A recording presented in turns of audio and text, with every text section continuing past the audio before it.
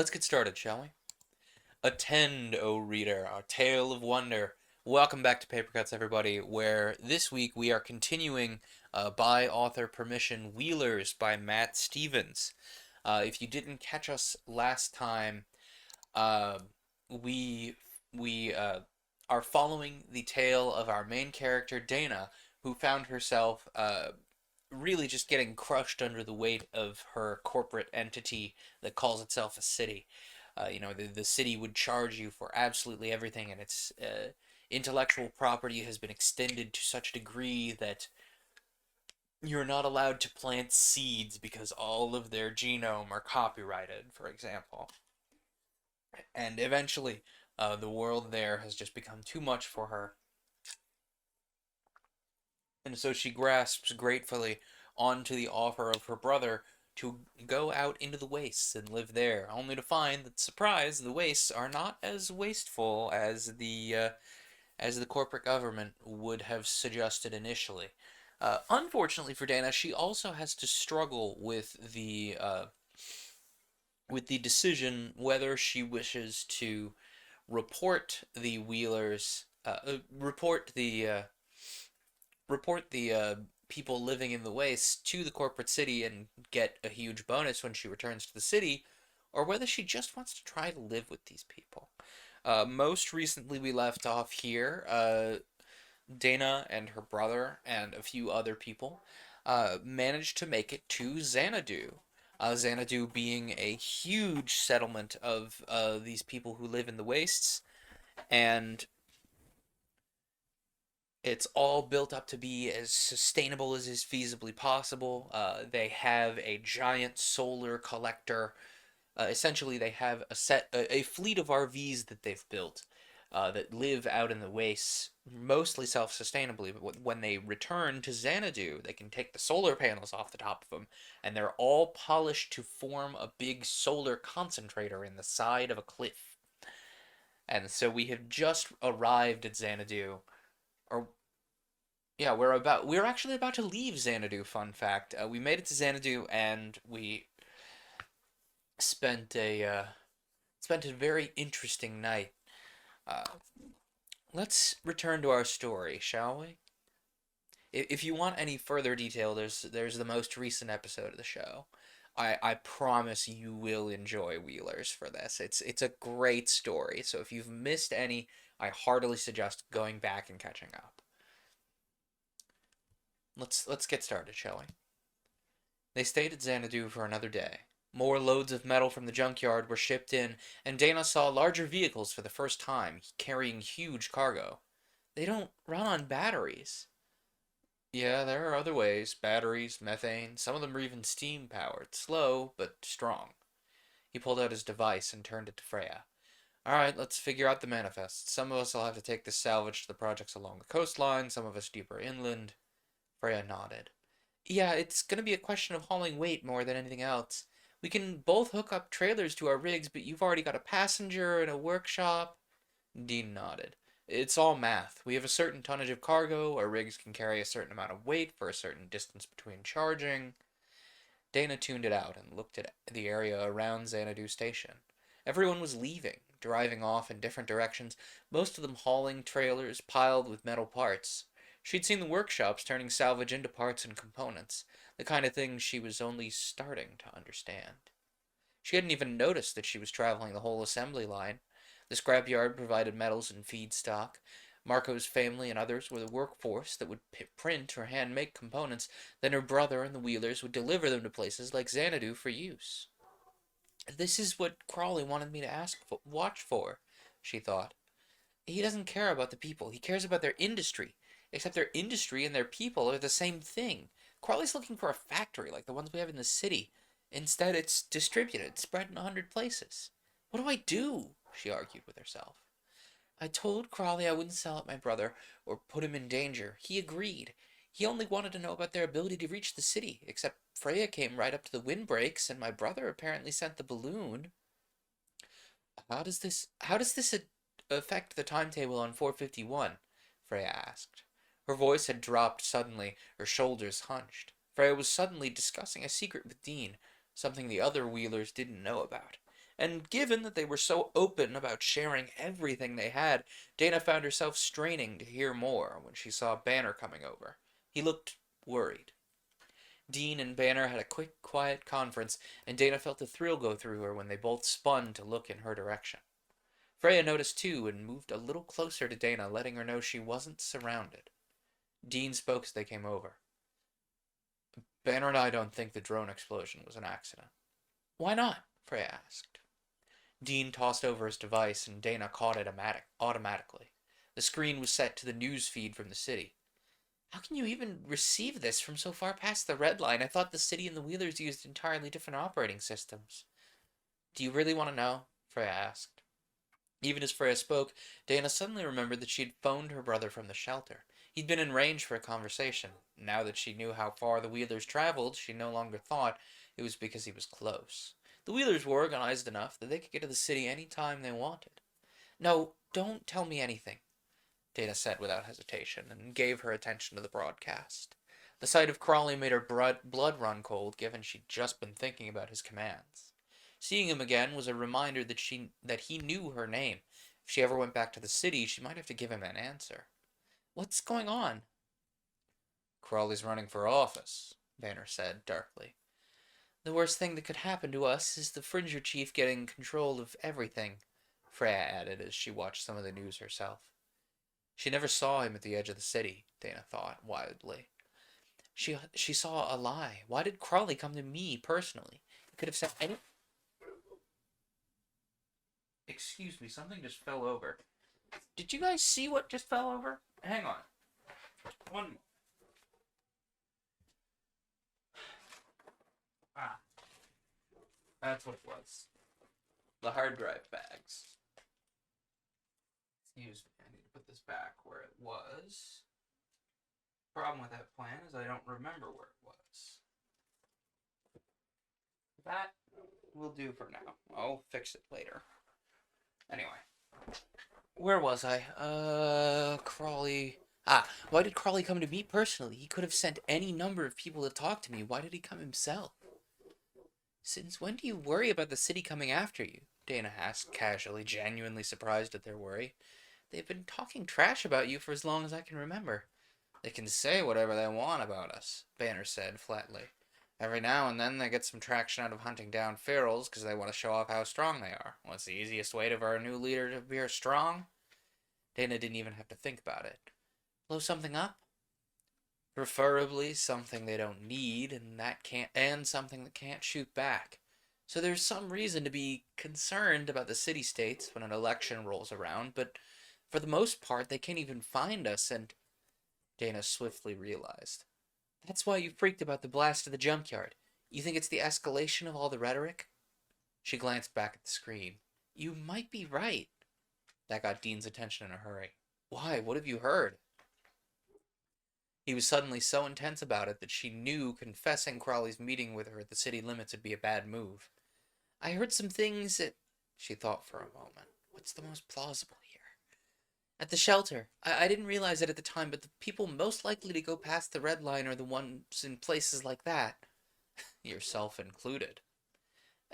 Just like you say. Word was, Crawley wanted to know if there was an organized opposition out here. She pointed back at the TV. I had no idea he was planning to try for leadership himself, but as head of the Fringers, he was putting feelers out. To who? Banner asked immediately.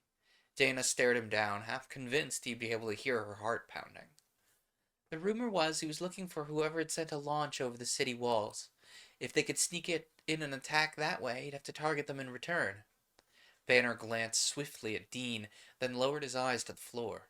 It was such a swift motion that if Dana hadn't been watching for it, she never would have noticed.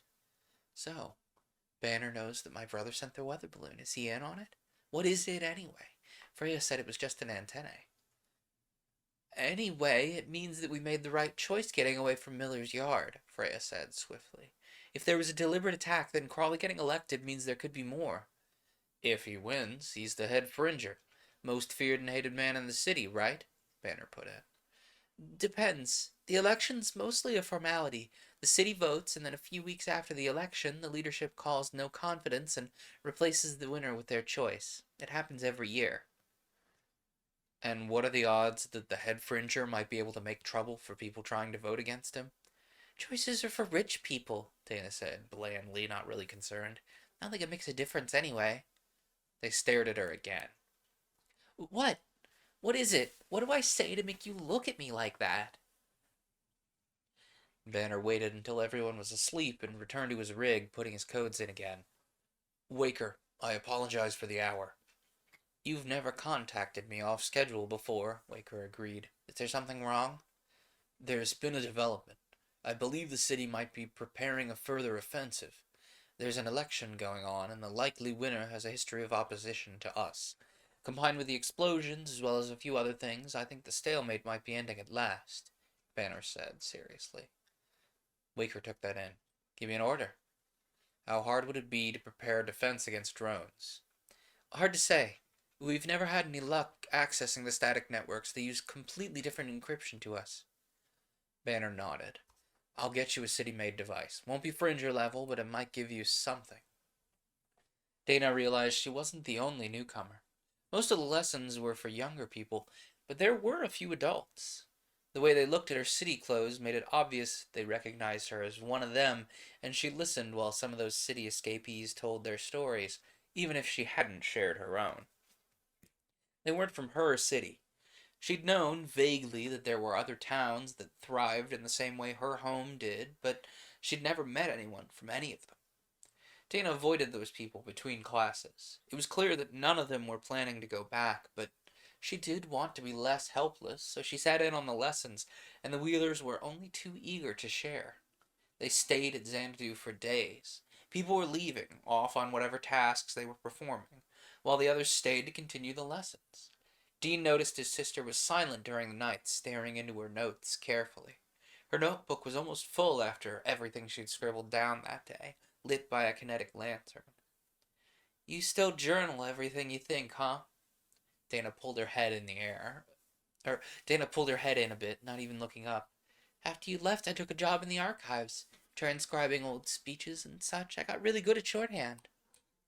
They don't use a computer for that? Dana gave a tight, miserable smirk. Dictation software is a claimed idea. The fees involved were expensive for the archives, so they farm it out to low-income drones like me. All they had to pay us was food vouchers, cheaper than licensing fees. The lantern on her table dimmed, and Dana wound it up like a watch. The lantern the lantern glowed brightly again, and Dana returned to her notes. Her brother gestured at the little device, and she blushed. I made it. The classes I sat in were all more practical than theory. I felt like a fool sitting with a bunch of 6-year-olds. I was almost the only adult there. You're not the only one escaping the city. I took those classes too when I first left town. Left home, Dana corrected him automatically in her head. I'm not escaping the city, I'm just waiting out my debts. Banner came up to the rig looking like he had a bad taste in his mouth. Dana, he said formally, I want to apologize for barking at you earlier. He presented Dana with a lantern, not unlike the one on the table. It's got twice the lifespan between the winding as the student models and a dimmer switch, so you can use it in more than one setting. Dana recognized it as a peace offering. Thank you, Banner, that's really nice of you. She wound it and set it on the table, filling the whole area with a cheery glow. In fact, I think I met one of your students this morning. I shall remark that you asked interesting questions, Banner commented before glancing over his shoulder. Oh, by the way, Dean, my investigations of the blast at Miller's, I need your city device. The only person I've ever talked to is Dana. I know, but we need something to compare to. Fringer codes and ours are nothing alike. I'll get it for you. After all, she's here now, so I don't need it anymore. Dean smiled at this. Otherwise, can I get you a drink, Banner? I make it a point to never touch the strong stuff except at one of these meets. Dana shifted over, closing her notebook as Banner sat down, and Dean collected a bottle from the rig, pouring for everyone. Dean took a deep sip first and let out a breath between his teeth as it burned down his throat. So, learn anything interesting today, champ? Let me put it this way. I'm not taking this notebook back with me when I leave. This notebook had set alarms off all over the Fringer's database if they knew about it. Practically a manual on how to get around the claimed ID laws. Sorry, claimed idea laws. I misspoke. Definitely not taking a shot at claim IDs. No way. Again, I have a lot of feelings on this book, a lot of them very good ones, but we'll save those for the end of the book, huh? She closed the book and rolled her neck a bit. But it'll help me feel a little less useless while I'm here.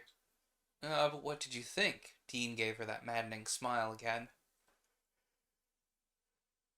You know, he didn't have that knowing smirk before he left the city. I think I think when I go to work in the plant, I have to turn in my devices and be searched for notepads and recording devices because some of the things we work with are claimed ideas and they refuse to let anyone record them.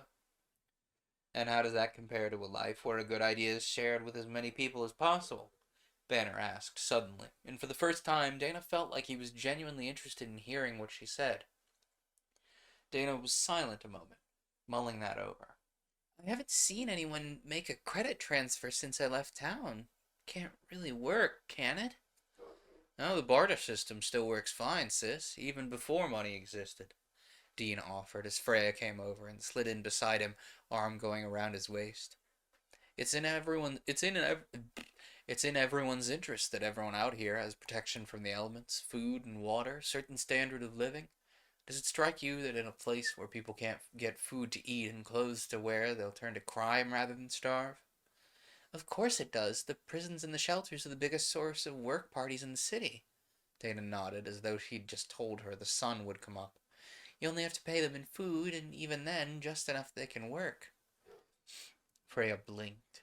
People who work under pain of abuse from their guards on starvation rations? That's called slavery, you realize. Not slavery, work credits, Dana told him.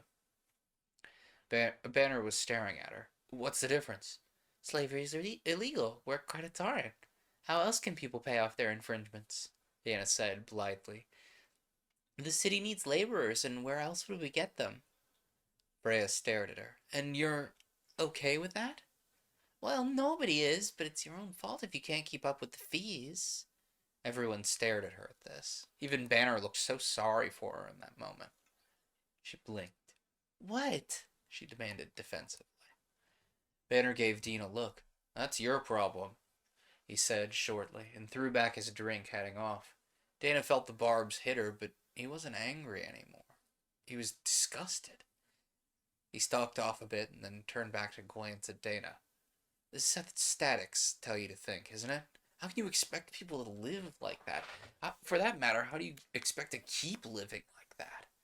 And he swept off without waiting for her to answer. Freya gave Dean a meaningful look and headed after Banner, apparently to calm him down. What did he mean? Dana asked cluelessly. About how we keep living? I mean, it's how it's always been, isn't it? Oh, thank you for your input, Magnus. I hope you all heard that. Dean sighed, disappointed. You're not there yet. We don't call the city folks statics because they stay in one place, champ. Most of our people stay in one place too, out on the projects. We call them statics because they never change. I don't think they can change at this point. They can't, at least not the people we knew and grew up with. Change takes resources. If someone wants to change their career or escape a bad home situation, they need to be reasonably confident they won't starve before they start it over. Sorry, that sentence sounded a little weird. I was trying to pick up Magnus because he was poking me for attention. Dean shivered. I remember. I got out of there as fast as I could, and it wasn't soon enough. He gave her a hard look. I would have taken you with me. I swear I would have, if I'd known. Dana hesitated. If you'd known what you'd find out here, if you'd known Mom and Dad wouldn't survive the retirement camps. Dean winced. Home is more than just the building, right? I mean, life is more than just where you sit until you get old. It wasn't the first time they'd had this discussion, and it usually turned into an argument, since he wasn't just disparaging how she lived, but how their parents had lived too. But this time she was living in his rig, entirely dependent on him. I don't want to fight about this again. Neither do I. I just want everyone to be happy. I didn't know a single person who was happy back in town. How long can people stand to live like that? Dana gave him a tight smile. When I found out she was a third-generation Wheeler, I asked Freya the same thing about life out here. Dean scoffed and pulled his device. Weather report says the heat waves will break overnight, and then we'll get moving again. Back at the rig, Dana checked her seedling. It was still growing. Dana checked it every morning, and it seemed a little stronger. The most important bit is the bit you can't see, Freya said softly in her ear as she tended to it. Beneath the surface, the roots are spreading, getting the foundations laid for when it starts growing up. Much like the Wheelers? Not everything's a lesson. Anyway, this is where we split up for a while. It's been long enough for Rona to settle in with a new baby, which means Marco's apprenticeship is due to start. I'll meet you on the way to the Valley Freehold. She looked to Dana. Unless you wanted to come with me instead of riding with Dean? Dana hesitated. She'd never gone anywhere without Dean for longer than a day, and while she didn't think Freya was hostile in any way, she felt just a little surrounded by the unknown. No. You should make the trip with Marco to get to know the new kid. Give Rona a hug for me. Freya drove back the way they came, and Dean drove in a new direction, farther from the city, with Dana beside him. They drove for a long time. Dana got a few lessons in how to handle the rig and took a turn driving once her brother was satisfied. The rest of the Wheelers were spreading out across the whole region, so little by little the convoy away from the city broke up until Freya was the only one who stayed with them. Dean would never have let her drive if they weren't so far out. Half a day could pass between the sight of a structure at all. The map on Dean's screen said that there were charging stations and watering holes all along their route. She couldn't see them, but she was certain that they were there. The rig was heavy and slower than usual, hauling a cargo trailer full of metal. Dana wondered how much was even left of the scrapyard, having seen up close how fast the Wheelers could process the material. The heat faded when they left Xanadu. The wind had been picking up at night, and Dana had been given a quick lesson on how to clean the solar panels. The wind had left the dust particles with a slight charge, and the fine powder was almost magnetically sealed to the skin of the rig. They had made 2 more stops in out-of-the-way places where some people lived permanently. Dana was starting to get a sense of the rules for Wheeler living spaces. The permanent places were usually based in the halfway points between the larger settlements. Such places were able to expand their means in the way a mobile home couldn't, which made them charging stations and rest stops for people like her brother, who brought supplies in and out. During one of their charging stops, Dana couldn't help the way her eyes followed the dust devils. She knew intellectually that the windstorms kicking dust up into twisters weren't strong enough to do damage. Excuse you, I'm trying to read. I know you want attention right now, but I have things to do. Don't sit on that. It's not for sits. Here, one moment, everyone. Let me just turn on the heated blanket to distract the cat, huh? It's worked before. You'll have to excuse me. He gets so fussy. Don't ya? Don't ya? Yeah, I'm talking about you, Mr. Tobeans. We can't really see Magnus. He's just barely on screen. Oh yeah, you can see his little tail there. He just gets so fussy sometimes, don't you, Tobeans? Go lay on the warm blanket. It's heating up for you. Just for you, little kidder. Where was I? Windstorms, I believe.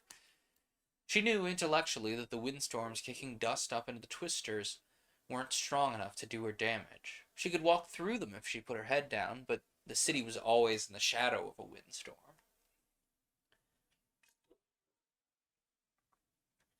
Gosh, Dana, you love being in a place where you can stretch your arms out and see the stars at night, but you want to be safe behind big concrete walls. What's a girl to do? She thought.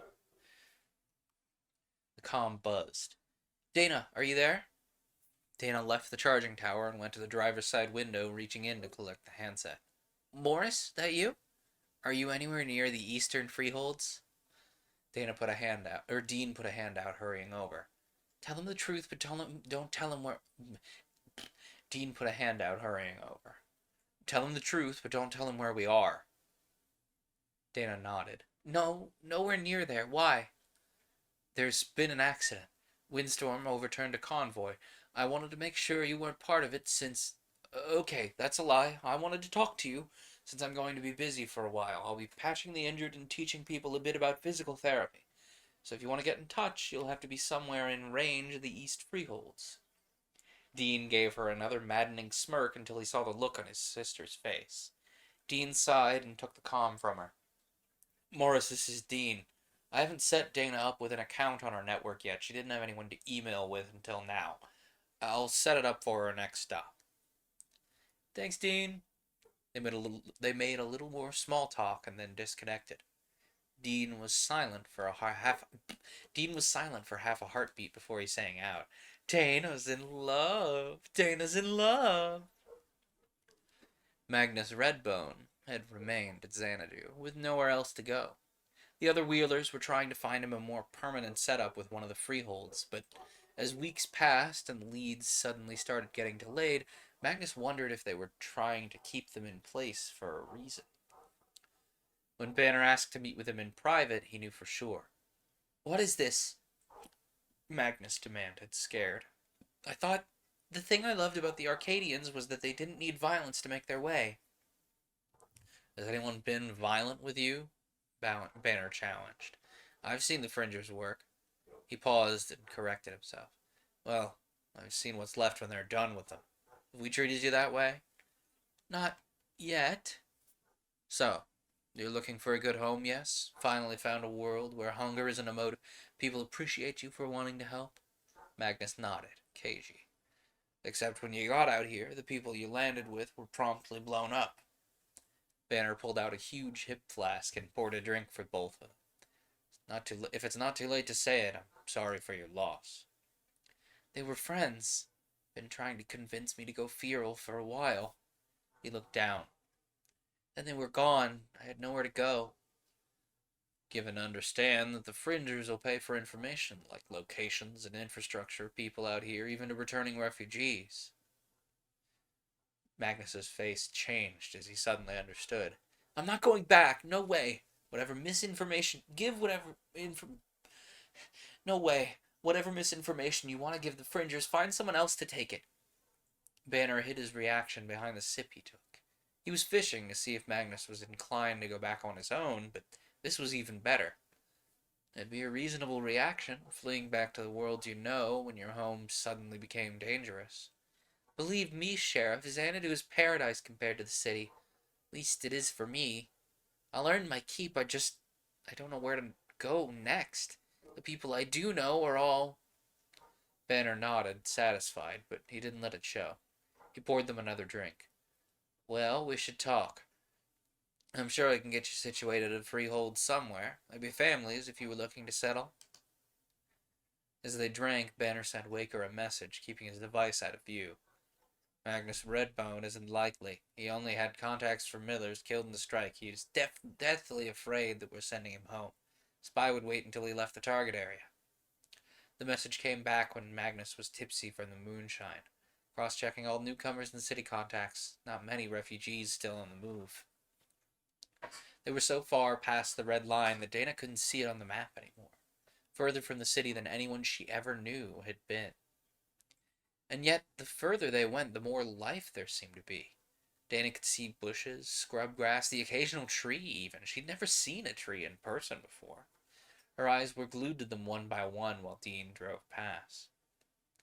But even the desolate parts seemed amazing to her. She hadn't seen the color gray in days except for her own clothes. The haze of dust was all over the place, but every now and then it would rain and the sky would become a very brilliant shade of blue. The soil took on a more reddish color, which was bright and almost glowing. Dana was openly staring at it when she sat in the passenger seat. She started to understand the routes that Wheelers took by following the heaviest concentrations of charging stations. Freya met up with them at one such charging stop. The stifling, suffocating heat was fading, and the breeze was getting stronger, but still light enough for them to open up the rig and let the cooler air through while they charged. Dean handed her new device to her. It won't let you talk to the city, but it also won't let the statics find out where you are. He held it halfway to her, keeping it just out of her reach. I know you don't know why yet. I know it seems way too paranoid, but do not share details on where you are or who's with you beyond the rig, not even with Morris. Dana nodded. Yes, sir, she said, formally. She was playing it up because he was family, but she'd noticed that nobody shared details of where they went between the meets, even if they shared everything about what they were doing and how. For whatever reason, Wheelers were deadly serious about keeping their routes a secret, even among each other. Dana spent some time composing a letter to Morris. When she looked up, Freya's rig was visible on the horizon. She pulled up alongside them, and Dana noticed the cargo hauler was missing from the back. Marco jumped down quickly and headed over them, waving brightly at Dana. He had a long coil of metal cables slung over one shoulder like a bandolier, and he handed it over to Dean immediately. Compliments of my family. Thanks for the delivery. Freya told you about the blast at the scrapyard? Marco nodded. My dad got home from Valdez Station the day before yesterday. He says something similar happened to one of their trading ships last week. Dean and Freya traded a hooded look. Dana wanted to ask what was wrong, but knew not to ask in front of the new kid. Well, that's Banner's problem for now, Freya said brightly. Our job is to get our cargo delivered and start teaching Marco something useful. We'd better sort out your bunk. Sorry, champ, you don't get your own room yet. Dean teased his sister, and she stuck her tongue out at him. Marco was given a bunk in Freya's rig, and the two women helped them set up. He carried little in the way of personal items, but a picture of his family was immediately fixed to the wall, so it'd be the first thing he saw when he woke up in the morning. Dana wanted to say something encouraging and heartfelt, but the last time she'd been alone with Marco, he had her completely flummoxed with all the things he seemed to know.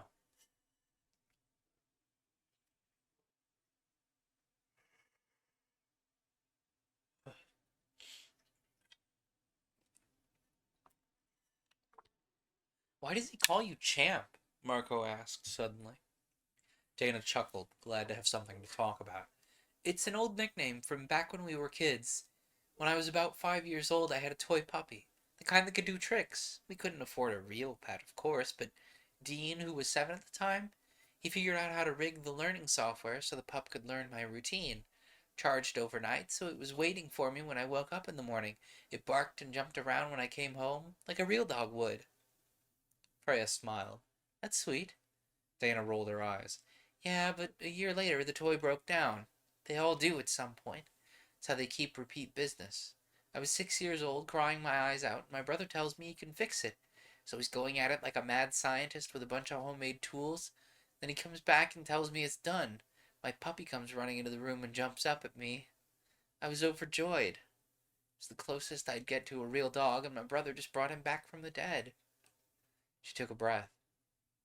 I hugged it close to my face, and suddenly its eyes glowed red and angry and tried to bite my nose. Then it started to speak. The recording of barking had been replaced with a promise to eat me when I fell asleep. What? Freya spat out a mouthful of her drink, and Marco nearly fell over laughing. Dean decided to amuse himself while I made repairs. I shrieked and threw the toy hard enough that when it hit Dean in the face, he needed 6 stitches. Marco was still laughing. I'm gonna write that down. I have a baby brother of my own to think now. Dana pulled her head in, still slightly embarrassed by the childhood story. When they brought him home, Mom ordered me to go make peace. He started it, but I was the one that inflicted injury, so I went up into Dean's room, and he jumped up, grabbed my wrist, and pulled it up like I just won a boxing match. The winner and new champion, he called me. Freya laughed delightedly. Sounds like Dean, all right. Dana shook her head wryly. He never heard the end of it from Mom and Dad. It was a pretty rough prank for a 7-year-old, Freya nodded. No, not that. Dean's tinkering on my toy was declared an illegal modification. Fringer slapped the family with punitive fines, to say nothing of the medical costs. How do you people live like that? Marco asked in disbelief. I've never lived in a world where you can't have something when you make it for yourself. Marco was the second person to ask the question, and coming from a 10-year-old, it was somehow worse. Dana still didn't have an answer. Marco was apprenticed to both Dean and Freya. Dana was trying not to be in the way. For the next leg of their journey, Marco rode with Dean. Dana went with. I have been trying so hard not to mix up Dean and Dana, and it is getting worse. Dana went with Freya, finally able to ask a question. What's Valdez Station? It's an oil tanker that was abandoned after all the oil ran out. We took it over and used it for one of the projects. It's big, but incredibly slow, so they need whatever they can't make shipped out to them. One of our trading ships just blew up as it was docking. Like that garbage drone setting down at the scrapyard? That makes two. Two within a week. Makes two more attacks than we've had in 10 years. Back in the city, they say you're constantly having conflicts with each other, but you're sure it's the Fringers? I'm sure of nothing, but the fights over resources, the battles with the scrappers, nobody's tried to capitalize on the blast at the scrapyard. The supply boat was sunk. There's no way to profit off these blasts. And if there were two of them in a week, then it's probably not an accident or coincidence, Dana thought aloud. She was silent for a long moment, wringing her hands a little. We haven't really gotten to know each other that well, have we? I mean, I know you and Dean have something serious going, but other than that... Freya gave her a knowing smile. Want the details? On Dean? Not a bit. Dean thinks you can teach me all about this life. He thinks that if he tries to teach me things, I won't believe him because he's my brother. Family can be like that. Freya's smile faded. Hate to see you two fight. He was wound into so many knots after talking you. He was wound into so many knots after talking you to. He was wound into so many knots after talking to you the night before you came out here. It's an old argument. Mom and Dad never forgave him for leaving. I can't picture Dean as ecstatic. He'd die in the city. Maybe, but 7 generations of our family thought our place in that town was good enough. No matter how the world devolved around it, it's our family, our history, our place. Even with the rates and utilities going up on a weekly basis, we found a way to keep it ours. Freya smiled again.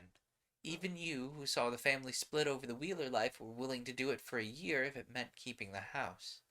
Just as your mother and her father did before you, and your children will when you leave it to them, you earn that place with every generation. Dana gave a single nod. I'm glad you understand that. Dean doesn't. Oh no, he understands. He just doesn't agree. More people flee the city every year. A lot of them don't make it. When someone does, it's an event. That brought Dana's thoughts back around to Crawley. I have to tell you something, but I'm not sure what it means yet, and if it's bad, I don't want Dean involved. You and Morris? Freya teased. Me and Crawley, Dana returned. The rig swerved hard and then fishtailed back into line behind Dean as Freya nearly fell out of the driver's seat. What? Ooh. I was wondering when she was gonna reveal what's going on.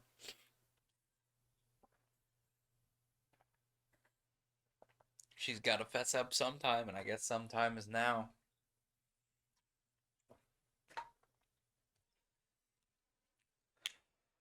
Oh, I gotta admit, gang, I'm really, really enjoying this book. It's really good stuff. Well, we're at a break here. Between chapters. I want to once again reinforce this is by Matt Stevens. This is not my book. We're reading this with author permission. Let me just real quick link you all to the book. Unfortunately, it is published on Amazon, but there are paperback versions for physical readers elsewhere. This is a link to the book if you want to give it a read. I've really been enjoying this. It's actually based on a short story called Miles Past Xanadu, which I really enjoy it. Stevens describes it as a solar punk story taken from future headlines based on technology and innovations already in use. We haven't seen any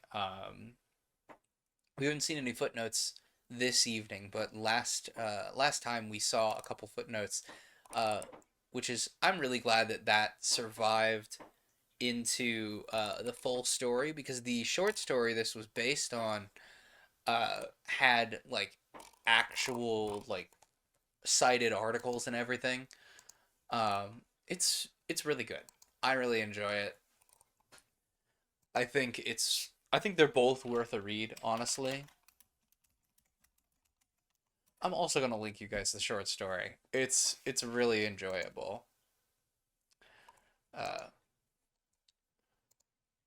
if you are not in a position where where you can really buy the book, you could always read the short story. They're both by Matt Stevens, obviously. Um, Miles Past Xanadu, actually, in particular, is really what got me, really deeply into solar punk. I saw the Shobani ad that I've been yelling about, and I'm sure at least some of you have seen. And it's all well and good, but this was really the first thing that I read that I was like, oh, this genre has a lot to work with. And Miles Past Xanadu in particular, I think really part of what made it stick in my brain was the fact that it cited its sources. There's certain things that are called out in this book. They're like, oh yes, the tomatoes and this thing and the other thing. Uh, these are actually cited in the short story. Like this is what this is based on. This is a real thing. We could do something like this if we put enough time into it. And that's something that I really enjoy about this. I've been reading a lot of science fiction like that lately,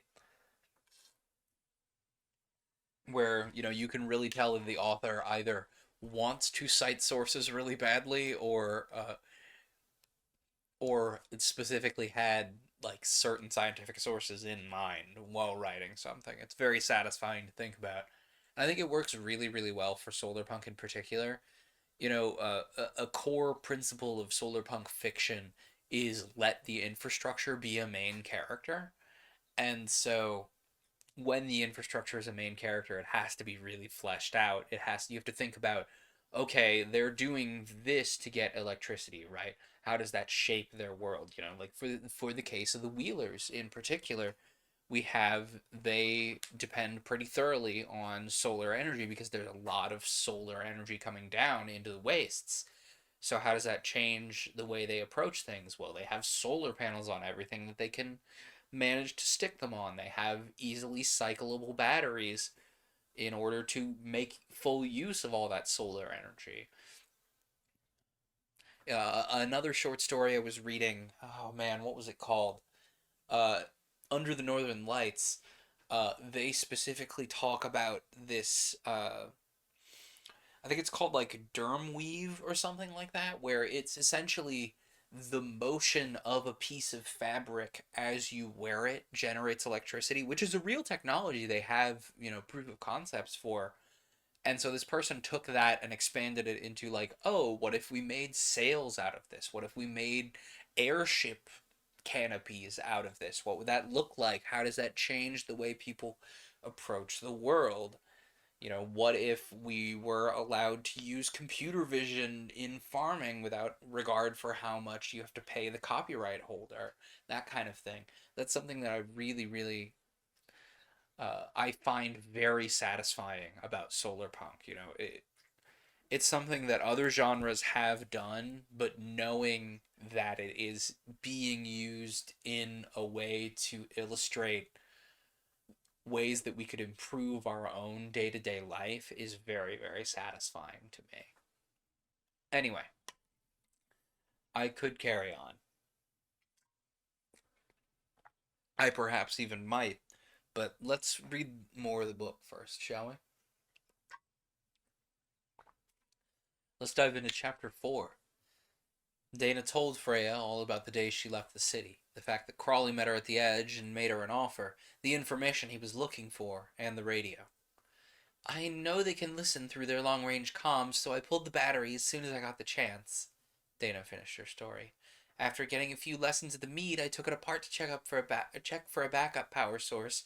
Just in case Crawley had thought of that. It's as dead as I can make it, but if there have been 2 attacks since I came out here... No, it's not you, Freya said with certainty. You didn't even know Valdez Station existed until after the explosion. She set her jaw. But if Crawley talked to you, he's talking to other people too. Dana nodded. He doesn't care about the Wheelers. He just cares about your infrastructure.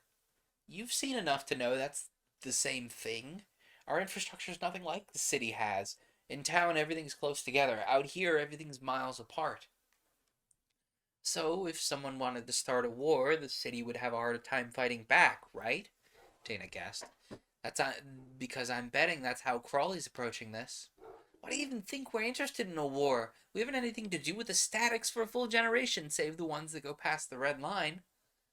Because of the weather balloon, something came over the walls and it floated right past the windbreaks, straight into the middle of town. Crawley told me it was someone probing for an attack. Now that I know the balloons are what you use to lift signal arrays up long enough to communicate long distance. You figure Crawley was just looking for something he could use to get elected? Freya considered. God, I hope not. If he's blowing our people up just to pretend there's a war going on. I don't see it, Dana shook her head. He's head Fringer. They fine you, they lock you up, they put you in work camps. How does he claim a victory from dead people so far out of sight? There's got to be a reason. I have to tell Banner that Crawley came to you. Dana winced. He's our security chief. He has to be told that Crawley's recruiting people, and you really should destroy that radio. Makes no sense, Banner said over the comm. Even when talking to Dana, he seemed more alarmed than angry. Crawley's in charge of the entire Fringer division. He doesn't personally talk to the refugees. If he wanted to talk to someone, he could send a whole Fringer team, haul them in for questioning. Or at the very least, send a lackey to approach you with an offer. These are all good points, but to be honest, I was too terrified of him to ask for details at the time, Dana said in embarrassment. On the screen, Banner nodded in understanding. If he came personally, it means he was monitoring your communications with Dean. But we knew about that. All comms are monitored in the city. Yeah, to bust up resource scams. Giving away ration cards is illegal. If Crawley came personally, then it means he's not telling his underlings or his superiors. It means he's running his own operation, and it involves us. I hope it goes without saying that I wouldn't tell him anything. If you would, you probably wouldn't warn us. Banner set his jaw while acknowledging. Hundreds of people leave the city-states every year. We can't exactly do background checks on any of them. How much of our world they can see is always up for debate. Dean vouched for you, which is about all the verification we usually get on people, if that. Dana sent a quick look to Freya, who explained. Most newcomers who survive the dust, they find us in places like the lavender fields. We meet them, get to know them, decide if they're legit or not. You're Dean's sister, so we let you in a good bit sooner. Wheelers see more of our world than anyone. Having a static join a Wheeler on day one is unprecedented. Dana swiftly understood. The stakes on her present were higher than most. What do you think Crawley was after? Could be he was just setting up his political run, trying to find a dragon he could slay at the city gates. If he could set us up as a threat to the city, he could take the credit for protecting the poor innocent statics from the big bad ferals. Let's hope that's all it is, Freya commented, mostly to herself. It was a few minutes later that Dana realized the Fringer radio had not been mentioned. Freya was leaving that up to her. They drove for another day, the wind blowing stronger with each passing hour. Dana had never seen mountains before. It was said that the city used to be on a coastline, but they'd moved inland to escape the flooding. Doesn't help that we're heading for the mountains, Dean commented to Marco. The mountain ranges form a natural windbreak between the ocean and what's on the other side. Wind sweeping down from high altitude, hot air rises, cold air drops. We're past summer now, and the sudden temperature drop creates strong winds because of the pressure change. Hot and cold air moving around very fast, and the climate's been kicked around enough it can't compensate gently. I know the theory. Lived in one spot my whole life, but every kid knows how to watch out for storms. Yeah, in the city, too. Will we make the mountains before the wind gets too strong? Dean checked his device again.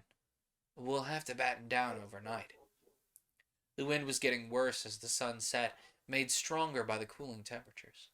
Dean and Freya parked their rigs at a 45-degree angle to each other, forming a pointed windbreak. They produced ropes, woven of something Dana couldn't guess at, and they quickly anchored down the rigs, hammering anchor points into the ground. Dean pulled out a shelter cloth and made a quick cover to keep the dust at bay. The mosquito shutters were closed tightly, and anything that would be stripped or damaged by the wind was removed from the outside of the rig and laid under cover. They all waited out the storm in a single rig. Dana suspected having all of them in one place was an act of kindness for Marco and herself. The boy had never been above ground during a storm, and was taking it almost as bad as her with all the fear of gales that the city dwellers had hardwired into them. Miles away from Dana, Banner was going through his notes. As head of Wheeler's security, he'd taken note of all the people who'd witnessed the attacks on Arcadia for over the last 6 months. Usually there was no such trouble for Wheelers. The wasteland was their protection. The only people who could navigate such places safely were their own. But something had changed in recent months. People were dying as a result. He examined all the evidence, comparing it with what he knew about the circumstances, the environment, the people involved. Banner turned to his comm, entering 3 different security codes. It took several seconds for someone on the other end to do the same, but eventually his screen lit up with the face of Walker. Banner, I'm using your fractal encryption program to recode this conversation every 2 seconds. Now that the number we're using, Yana's birthday with the month and year swapped. Walker typed the number in and started the encryption on his end. Every 2 seconds.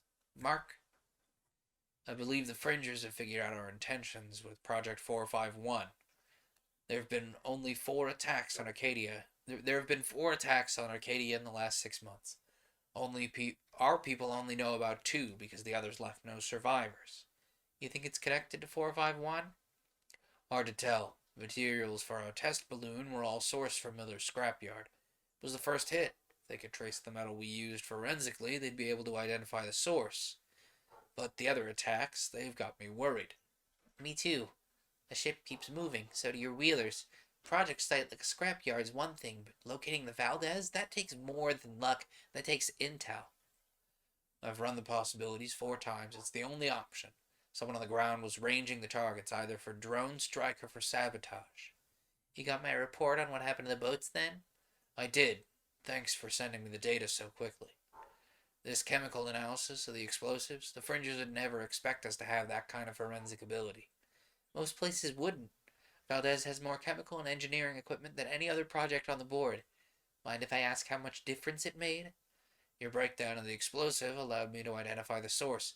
It came from one of our projects. They were the same charges we used to dig tunnels in the southern range. That's about as far from the boats as you can get. How'd those explosives get to us? Ever hear of the Veretti twins? They were brothers and they were iced out for assault 18 months ago. Exiled from Arcadia, they've been living hard ever since. Southern Rangers say they raided a freehold for supplies a few months ago. They took food, water, and apparently some blasting charges. I've been able to track a supply convoy from the southern range all the way to Old Melbourne. Waker sat up straight in his chair suddenly. The supply boats that blew up, they came from there. Banner nodded. Your report says you found the bombs in a supply crate. Doubt that crate had been opened even once on the entire time it made its journey to Valdez. The timer on those bombs started when the seal was broken. We wouldn't even have searched if you hadn't warned us about the attacks escalating. How could the Veretti twins have made an attack on Miller's scrapyard? They couldn't. That trash drone flew direct from the city. Like your supply boat, the blast wasn't triggered to go off until we cracked the crate open. Banner hissed out a breath between his teeth. Maximum casualties that way. 2 independent attacks on unconnected targets, but with the same MO. Which means the Veretti twins aren't behind any of this. They're just, hired guns? Someone approaches them, tells them to steal some weapons, put them in a box. Months later, the boxes are delivered and people die. In the meantime, someone loads up a scrap drone with more explosives. You get 2 attacks within a week. The problem is this. Who approached the Veretti twins? They were iced. They weren't talking to any of our people. They didn't even have comms anymore. which means someone had to go to them. Someone had to physically come from the city, find someone sympathetic, and get them to make an attack on us. I was recently informed that Crawley himself was running an off-books operation where he approached people who were leaving the city. He was offering them rewards for identifying Arcadian and infrastructure.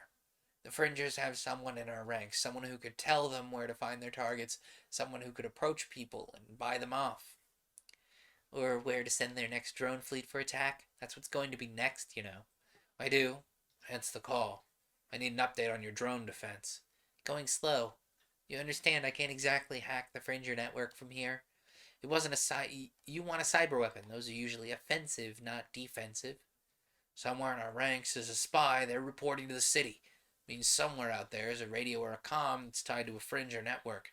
If they can interface, so can you. I need something to counter that. I'm making progress, boss, but you realize the problem, right? It's not something we can email. Our system's totally independent of anything the city uses for exactly this reason. That just leaves a direct upload, which is unlikely unless we know who the spy is. I've got a few suspects working on that. We don't do secret tribunals and kangaroo courts. I know. That's why we need something smarter. That part is my job. But if a spy calls in an attack, they'd have to be connected to the attackers somehow. Waker rolled his eyes. So you want something that'll not only shut the spy down, but any attack he calls in? If we can scramble a homing beacon, we could save a lot of our people. Well, shoot, I thought this was going to be hard, Waker said with grim sarcasm. I'm on it, boss, but if it's a cyber weapon meant to fry any network it's plugged into, I can't exactly send it to you over our network. I know. It'll have to be delivered. Oh, yeah, are we comfy, Magnus? You stay put, okay? I'm just grabbing this.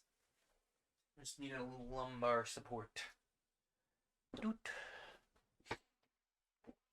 Oh.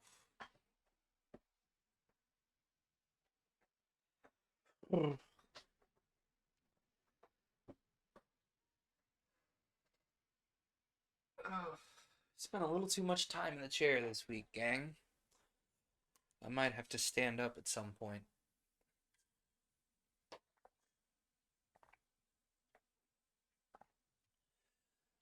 Glad the internet's been steady, at least.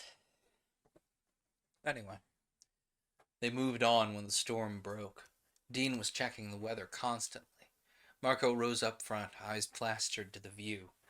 He'd lived his whole life in one spot, and though he was more handy than Dana when it came to repairs and construction, he was no less thrilled to see the open horizon. As they started to climb the lowlands of the mountains, Dana noticed structures along the ridges. What are those?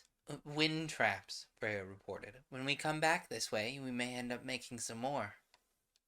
Dana peered closer as they drove past a few of the nearest ones. They were little more than upright struts with a net slung between them. 5-foot nets laid out in a pattern like a piecework barricade. What are they made out of, the nets? Well, various things, Freya nodded. Anything from recycled plastic to dried and woven seaweed. How can that work for a windbreak? Back in the city, we make them out of concrete. The concrete barriers are flood barriers as well as windbreaks, Freya explained patiently. They were meant to stand for 1,000 years. These things, they're flexible. They get knocked down all the time, but they get put back up again overnight. Freya paused and tapped the comm on her dashboard. Hey, Dean, how about we pull over, let the new kids take a look at the harvest? Marco has questions too, Dean chuckled back. All right, let's stretch our legs a bit. Dana hiked up the slight incline to take a closer look. Freya and Marco did the same. They're fog catchers. Freya pointed out the walls of rock around them. Notice the dust isn't as heavy? Dana looked and crouched at the base of one of the nets. The smell of water was heavy here, and the rock was bare around them. She had peered closer at the base and found open holes in the rock with mosquito netting stretched across them. You can drain water from fog? Down here in the lowlands we can. Freya nodded. If you want a closer look, we'll have to get wraps from the rig first, but the moisture is screened before it fills the reservoirs. Up here, there's pools of standing water. Mosquitoes spawn in such places. Dana scampered back instinctively. I'll take your word for it. Freya smiled. The temperature shifts in the lowlands make fog, which boils off when the sun hits it, but every little bit helps. The catchments harvest the water and slow the wind for the saplings. Dana nodded agreeably and then froze. Saplings? Freya smiled. Look over the rise. Dana very slowly turned to look past the nets, past the fog that still hung unmoving over the lowlands, and suddenly she was running, as if chasing a mirage. The gully was less than 5 feet, but here they were, out of sight of the path that the rigs had driven along, protected from the weather by the rising mountains at their backs. And in the gully were trees. First real trees that Dana had ever seen in her life. Trees were something she'd never seen in the city. They were the privilege of the wealthy and the powerful, seen for a few moments each day from the monorail window. They were small and slender, not one of them higher than her hip. The first branches were just starting to reach, but they all had leaves reaching to the sun. There was a natural silence here, as though the world was asleep in this place and just starting to wake up. Dana stared at the saplings. Almost 24 of them, planted in neat rows, in a way that nature never could have done. Dana had been feeling the wind pushed against her for the better part of 2 days, enough that the rig had to be tied down. Fear of storms was something hardwired into all city dwellers now, and Dana could only imagine what such a wind would do to these tiny babies. She felt her fingernails dig into her palms as suddenly every synapse in her brain felt a violent need to protect the saplings from the wind with her own body if she had to. She stood there, lost in the company of nature, for longer than she realized. As if from a dream, someone spoke. It was a gentle woman's voice, lyrical and light. Not one would mind, neither bird nor tree, if mankind perished utterly, and spring herself, when she woke at dawn, would scarcely know that we are gone. Dana turned slowly to the voice and saw a new person, wearing the usual multicolors of the world beyond the red line. Unlike the Wheelers, she had long hair, with a few colorful wildflowers woven into one of her braids. The woman smiled. The poem's by a woman named Sarah Teasdale. It was written during the First World War. Back then, they feared civilization might bleed itself to death from violence and arms. They didn't realize a century or so later the human race would wipe out everything but themselves. Dana was crying. She put a hand to her face, surprised to feel them flowing so freely. My name is Ginny, the woman introduced herself. Dean called ahead to say he was bringing his family in. He's been on a supply run for a long while, so his word counts for a lot. She held out a hand. You must be Dana. You like the saplings? They're so small, Dana heard herself say. They'll never survive out here, surely. We've been working the dust into good soil for the better part of a year now, Ginny nodded. These trees will bend when the wind blows hard. They're not strong enough to fight back against the storms yet, but they will be. She pointed up the mountain. Dean's bringing the rig around to the entrances to the valleys. You want to hike in? Feeling almost hypnotized by the graceful calm of this stranger, Dana obeyed. There was a narrow cleft in the rock, and Ginny walked through it like a deer. Dana clambered between the rocks after her, and the cleft suddenly widened out into a large valley, a good 100 meters across. Dana felt a trickle of water under her feet and realized it was drainage for the project. There was daylight above. Dana wasn't being buried, she was working her way into a maze, and apparently doing so by coming up the drainage. From beneath it was deeper and wider than she first thought. Then she saw what was within. In the middle of a valley was a grove of full-grown trees. They were many times taller than Dana was, and she stared at them, transfixed. It was nothing like the saplings outside. These trees were heavy with leafy branches, and some had even fresh, colorful fruit. The ground under her feet changed, and she looked down at the carpet of green, soft grass, so fine and delicate she wanted to apologize for walking on it. She'd never even seen green grass up close before. Dana looked up at the roof again and saw the gears. The material that covered the space was thin and mostly translucent, letting in light, but not direct sun. She could see the whole way. She could see the way it opened like a large Venetian blind stretched over the whole thing. We put them in this valley because it's deep, her guide said. Every night we can bring the covers over, keep out the cold. Down here they're safe from the wind, but their branches can see the sky and catch the sunlight. Dana was about to answer when she saw the birds. Actual birds. Small ones, to be sure, but when they flew between the trees, they whistled a tune wherever they landed. Dana let out a sob when she saw them. They were beautiful. They were beautiful and they could fly. Then she saw Dean. He, Freya, and Marco were coming in from the other end of the valleys, presumably where the rigs were parked. Up this end, Dana saw the entrances to other valleys, leading in different directions, with the mouth of the network as their entrance. So, I take it you approve? Dean grinned, waving at the beautiful nature-filled valley his sister had just emerged from. You can tell from the tears pouring down her face, huh? Ginny said brightly, and Dana suddenly realized how perfectly she fit with the valley. Her odd outfit, her open sandals, the flowers in her hair, all of it fit perfectly with the natural scene she'd walked Dana through. So, you've no doubt been on the road for a while. You'll be wanting dinner, boomed another voice. Dana turned to see an older man with graying hair, but he had the same easygoing smile that Ginny had. Ginny made introductions. Dana, this is my husband, Robbie. He's project manager here. Communal meals were taken here too, but unlike the Wheeler gatherings, the tables were smaller, round, and surrounded by places to sit. Some of the chairs were rocks taken from the valleys. Others were identical to the sort of thing Dana had seen on the rigs.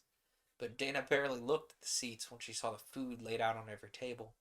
There were pancakes stacked high, fresh crusty bread still steaming from whatever solar oven cooked it, melons, tomatoes, lettuce, onions, cucumbers, olives, carrots, avocados, strawberries in their hundreds, so red and juicy that it made Dana's eyes hurt. Fresh fruit, both whole and sliced, apples, oranges, pears, cherries, potatoes prepared in a dozen different ways, peanuts, pineapples, fresh jam, honey in clay pots. Fruit juice was plentiful. For every fruit on the table, its juice was available too. There was only a small amount of synth meat, sliced thin. Meat growing tanks needed care and time, and so it was restricted as a mobile resource. Smaller freeholds would never have a spread like this. There was a single wheel of cheese. It was a little dry and crumbly, which made Dana wonder where it had been wheeled in from, but the spread was more real food than she'd seen in her lifetime, including her time with the Wheelers. Marco's eyes were wide and hungry. My arrow farm at home. Veg and berries, sure, but fruit salad? We had no room for orchards. Is this really? Robbie laughed, holding hands with Ginny. It's real. Tasty, too. Don't waste the cheese or butter. Dairy's the only thing we can't make ourselves. No cows means no fertilizer, right? We can work with food scraps, eggshells, phosphorus. We've got honey for sweetness. We can grow most anything we can make room for. We've got clay to make pots. We've got wheelers to provide salt and synth meat. Marco took a big mouthful of fruit salad and groaned enthusiastically. Dana was almost the same way. Ginny smiled brilliantly at them, lathering a thick slice of bread with jam. Oh, this makes me want to garden much more aggressively. That scene alone, I'm just like, no, I want to do that. Because, like, I've thought about trying to grow fruit trees for many years. Really, if I had been smart about it, what I would have done was take the cuttings for the fruit trees that I wanted to grow before I started in on the RV and just kind of let them live their life, uh, you know, somewhere else where I've got some stuff in storage. And then eventually I could have brought the trees, now that they're fully established saplings somewhere.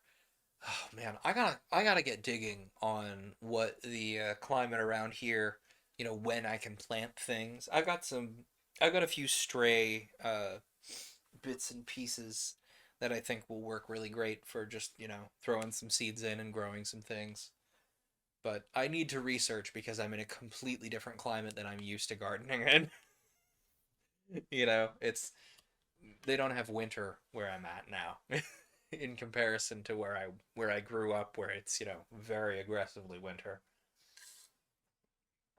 But this in particular, as they're like coming up the mountains and seeing these trees, it's making me think of the time that I've spent in the Pacific Northwest and like the drives that I've taken on my way to the Pacific Northwest. And I'm just like, oh, I'd love to go back there and really settle in. But I digress. I've been waiting for this to give us a scene where it's just like, oh yes, check out this huge feast. Are you hungry now? Because like it's not required in a solar punk story, but it is a great way to sell the idea of, ooh, what if your neighbors could grow stuff? You could get some real neat things. I digress. Let's get back on topic. After dinner, more rigs came in every other hour. Dana vaguely recognized them some Dana vaguely recognized some of them as the permanent residents of the scrapyard looking for a new place to settle. Ginny and Robbie were busy sorting out where to put the sudden influx of refugees and dealing with the fact there might not be another shipment again for quite some time. The workforce was putting their supplies away, and Dana had no idea where anything went. So she went exploring. The valleys branched off from this larger workspace where the rigs were parked. Dana had come in the other way and paused as she saw a familiar artwork painted on the wall. It was a far more elaborate version of the one she'd seen at Marco's underground freehold. Painted on the stone wall in intricate finger paints was the image of an old woman. She wore a cloak colored like the red dust of the wastelands, but the mural had the woman laid open as though her insides were a map of nature. Her heart was a merry shining sun dead center beneath her welcoming smiling face. Down below were her lungs, which were reaching symmetrical branches of a full-grown tree, and below were waterways full of fish and living things. Her hair radiated around her face like clouds, and the only fully human part of her were her arms, reaching out wide to welcome everything into her. It was like staring into an earth spirit or a forest nymph. Dana gazed up at the mural for a long while before turning to call Marco over. Who is she? Marco smiled affectionately at the artwork. Sichan. The word meant nothing to Dana, but she didn't ask for more details. She was learning something new about the world every day, and she'd finally realized that that was her brother's goal, to lead her slowly into this world, letting her fall in love with it bit by bit. Maybe I've already fallen too far to go back. The project had three valleys. The one Dana had entered through was the finished product, while the other two were still being cultivated. Dana returned to the completed valley and sat under one of the trees. She hadn't intended to fall asleep, but she couldn't help herself after just a few moments. Being surrounded by the naturalness of the valley, it lulled her. It was like something inside her had relaxed, something so deep and so basic that she hadn't even recognized it was there or noticed how tightly wound it was. These trees were different. Dana had seen the saplings and felt the need to protect them. These trees, many times their size, with roots sunk deep into the ground, were so solid that Dana wanted them to protect her. While she slept, she dreamed of the trees and of gentle rains and warm sun, singing birds. Her dream was made of colors: the yellow daffodils, the green leaves, the bright red strawberries, the sweet-smelling oranges. Marco shook her awake. She blinked into wakefulness, but she wasn't annoyed, because the dream was part of her waking world now, with the sweet smell of grass and trees everywhere. She blinked back her sleep and smiled at Marco. Time to head back to the rig? Marco shook his head. Time for the morning meeting. You slept here all night. Dean was happy to let you stay. Dana would have been happy to never leave. The thought made her twinge painfully, and she rose to start her day. I never had beautiful dreams before.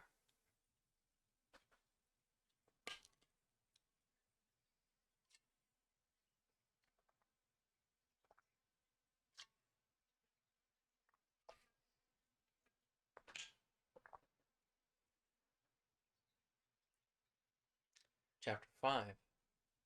Well, we've got a lot of new faces. For those of you who lost loved ones or had your routes disrupted by the events of the scrapyard, you have my sympathies. In fact, I'm guessing a lot of you have never come to the Valley Project in person before. For the new people, no, this is not a permanent colony. These valleys started out as an arboretum. Dana didn't recognize the word, and Marco noticed, whispering a translation to her. It's a tree farm. Robbie was still going. The setup here worked out better than we ever expected it to, so I sent a request to make this valley a permanent colony. For sure, we're something of a breadbasket for the local freeholds. Those of you who came from the west probably haven't even been here before or seen anything like this valley. Dana was one of those people, and she couldn't help looking back to the trees with a watery smile. Even so, she'd noticed something she hadn't expected. He sent a request, so this isn't the headquarters either. Where's all this coming from? The strike on Miller's has left something of a vacuum in where our stores come from. I know that most of you have your own small aero farms for food production, but the majority of the stock comes from the permanent farms. This valley is one of the few places where we grow fruit and vegetable crops the old-fashioned way.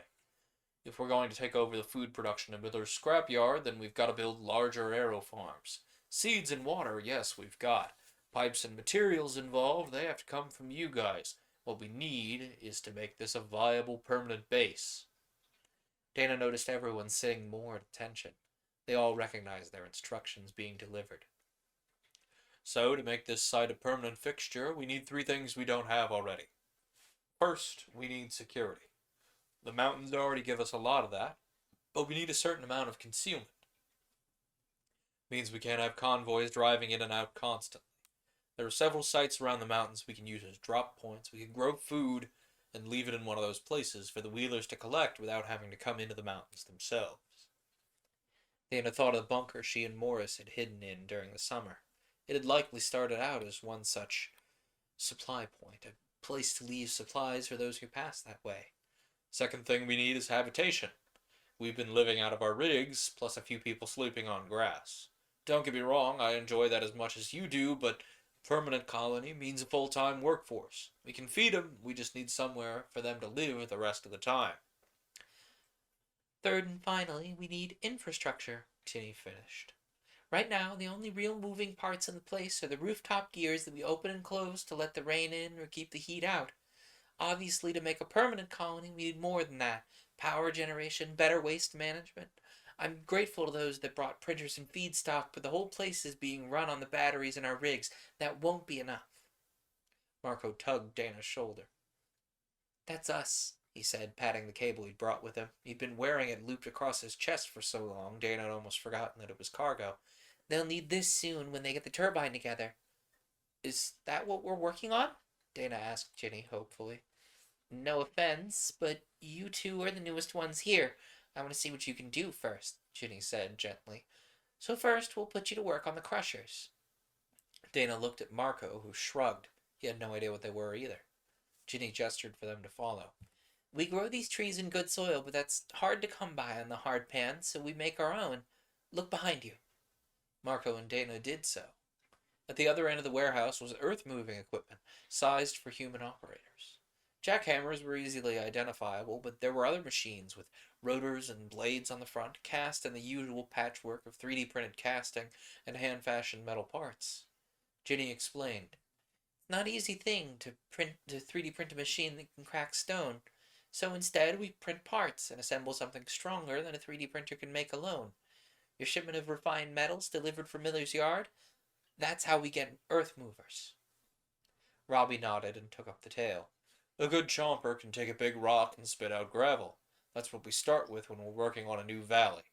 He gestured at the nursery and the gum tree saplings. Those tanks are full of finished soil. We made it. You take some of the soil, you take it out to the sandy dirt, and you just turn it in. Keep doing it.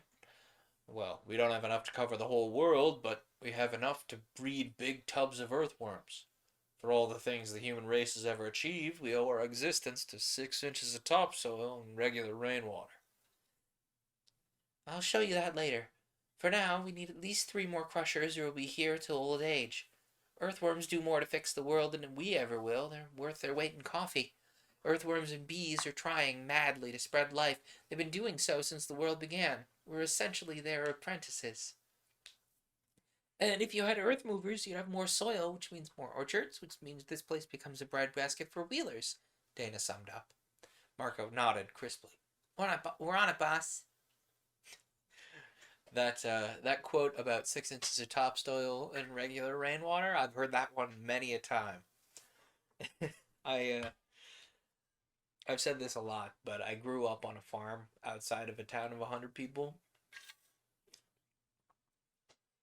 so it's I'm very aggressively aware how how much we get done with 6 inches of topsoil and regular rainwater.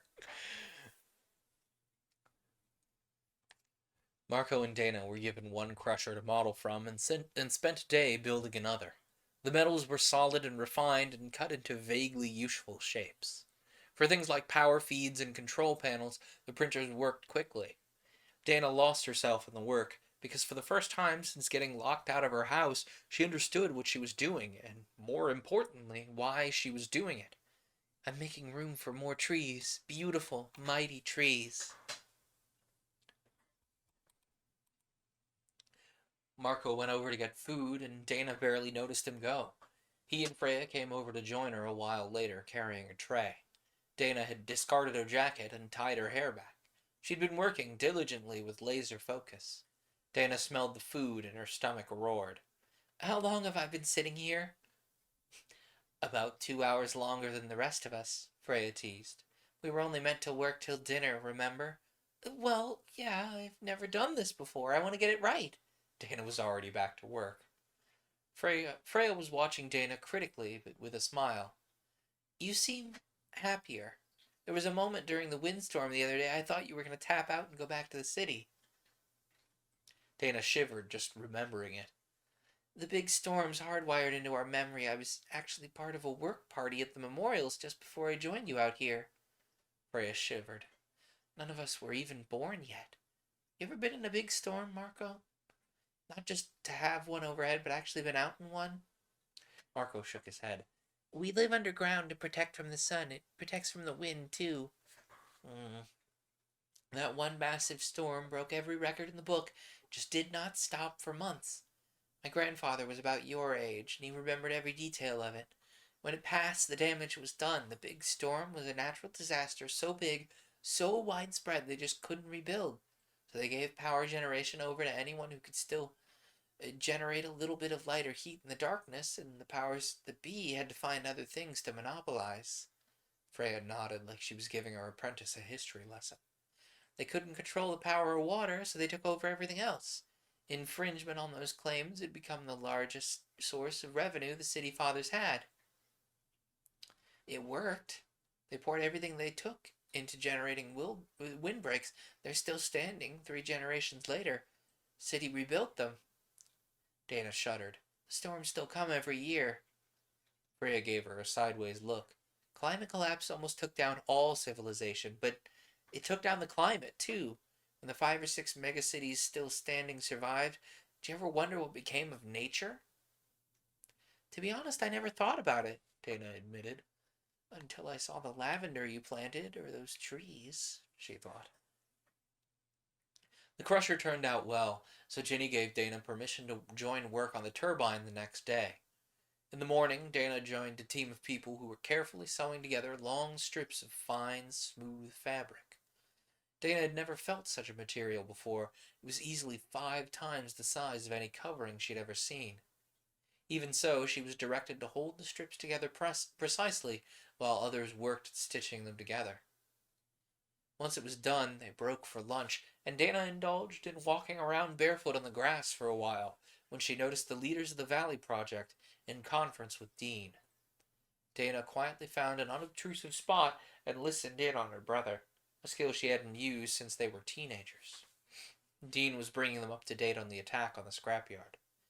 Dean, what does this mean for you? Ginny asked Dean. It was the first time Dana had ever heard her sound upset or worried about something. Your route was the run between the Valley Projects and Miller's scrapyard. I know. We're working that out right now. There's other places to get scrap, Dean said seriously. A lot of the old cities were along the close. A lot of old cities were along the coastline had to be abandoned during collapse. There are other junkyards, of course. Some of them predate the city. Doesn't even count recycling our own broken parts or using alternate materials. Robbie nodded. Some of the coastal projects are closer to us than Miller's Yard ever was. I could send a message to ask if they've got salvage. We could change your route. Never sent me further afield than here, Dean admitted. He doesn't like that Dana's traveling with me. He's not satisfied that I'm vouching for her myself. So she doesn't know about Project 451, does she? Ginny suddenly understood. That's why you wanted her to stay with he. That's why you wanted her to stay with us for a while here. We're still gathering contributions to the repository, including yours.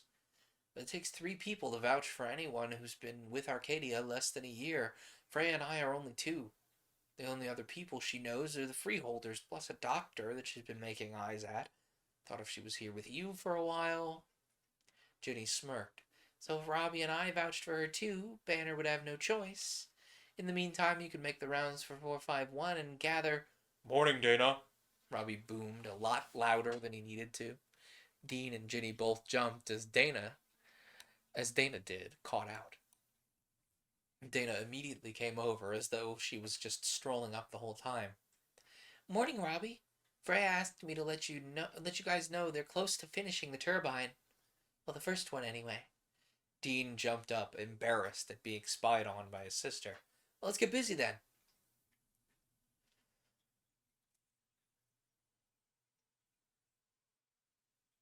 Oh.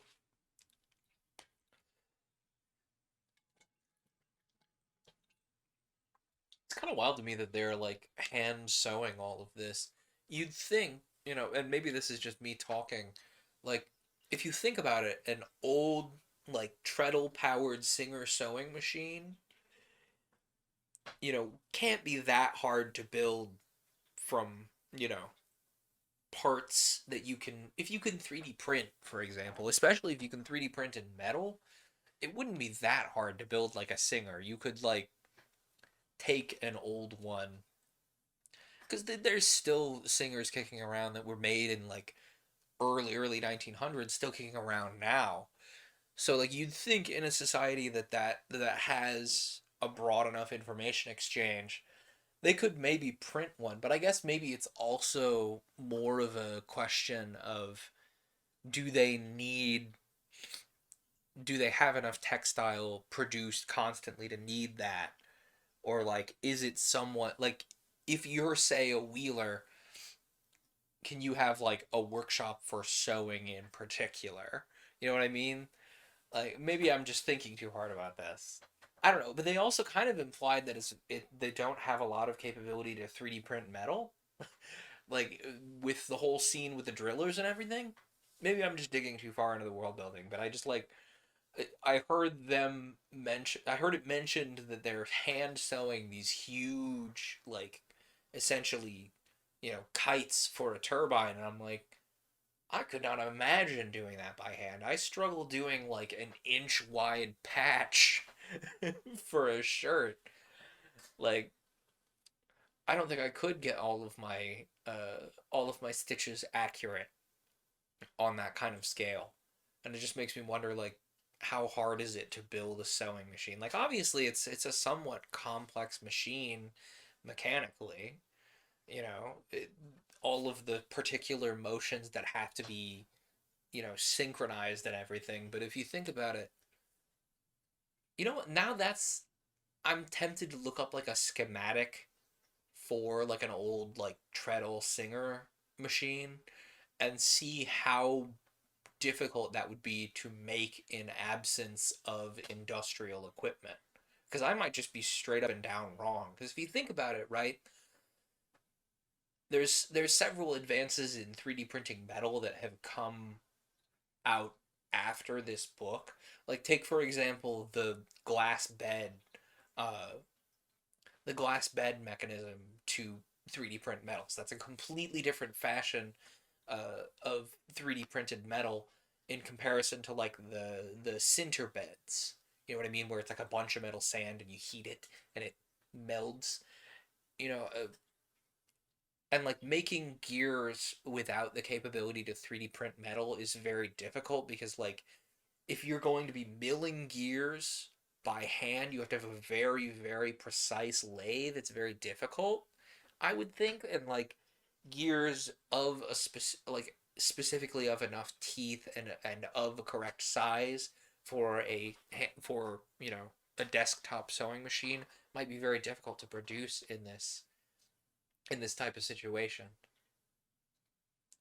Or maybe it's a Radio King situation, where if you remember a few episodes back, we read about the guy who got like beamed to another planet and had to build a radio from scratch. Maybe they know how, they just don't have the capabilities on hand, or it would take too long for it to be worth it. This is primarily an agrarian section of the world. They're not producing a lot of like fibers. It sounds like they're usually producing a lot of food rather than fiber crops. I don't know. I'm I have like 500 different thoughts about this, and I really could carry on, but maybe we should stay on target. Can you tell I've been trying to brush up on the production of fabric and textiles in case of a situation like this arising? To make a very long story short, I am a little bit of a prepper, but I'm a skill prepper. Like, I recognize that it is unlikely to be useful to me to have anything beyond the basics stocked up for, like, emergencies. But if, like, everything explodes, I'm the type of person to be like, I know how to do this, and this, and that, and this. You're gonna want me on your apocalypse compound. Feed me food, and I will show you how to do all of these things. I don't know. I digress a lot. There's a lot in this book that works really really well, and then sometimes I'm like, oh well, I'm also just picturing when they say capital T turbine, I'm picturing like the big three-armed like fiberglass winged turbine windmills, but like clearly from this it's going to be more of a like wind sails rotating a large thing turbine, which makes sense. Fiberglass is a very fiddly thing to work with at the best of times, let alone when you're in a post-apocalyptic desert. Anyway, I digress. Let's get back to the book. Margot was unrolling the strong cable he had been carrying since leaving home, and Freya secured one end of it to the larger turbine that they spent all of 2 days putting together. Dana watched as the whole team secured it to the rock wall of the valley, the transformer and battery station with it. You were wondering why we're putting it down here, Freya saw her look. Trust me, this is where the power generation will happen. How? With the mountains, they'd never be able to build a station like Xanadu here, Dana thought aloud. And wouldn't the mountains prevent any wind turbines from working either? I mean, the whole point of the mountains is that they protect from the windstorms. If you didn't know how it would work, why did you want to work on the power generators? Marco asked Dana. Generating electricity is pretty much the only thing I've seen that isn't an infringement. She noticed Marco seemed confused by that, so she explained some of the history.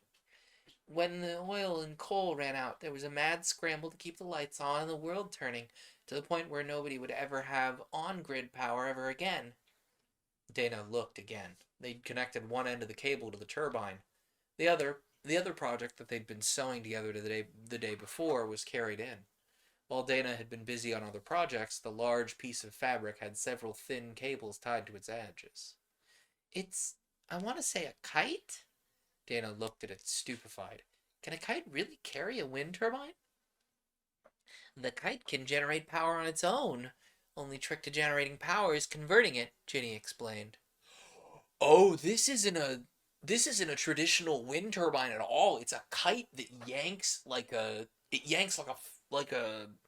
cable that spins something. Hang on, there's a footnote that might explain more. Kite turbines are already in operation. A YouTube search for kite turbines or airborne wind energy can give you a good demonstration of how they work, says the footnote. Now I want to look into that because now it's like, oh yeah, kite. Because my immediate thought with a kite turbine, right, is it's a huge kite and it just yanks on a cable to spin a turbine. And like as it tries to pull, that energy is converted into spinning that generates electricity. Anyway, Ever since sailing ships and water wheels, technology's been turning movement into power. High altitude winds are way more stable and consistent than anything we have to worry about down here, even after even after climate collapse.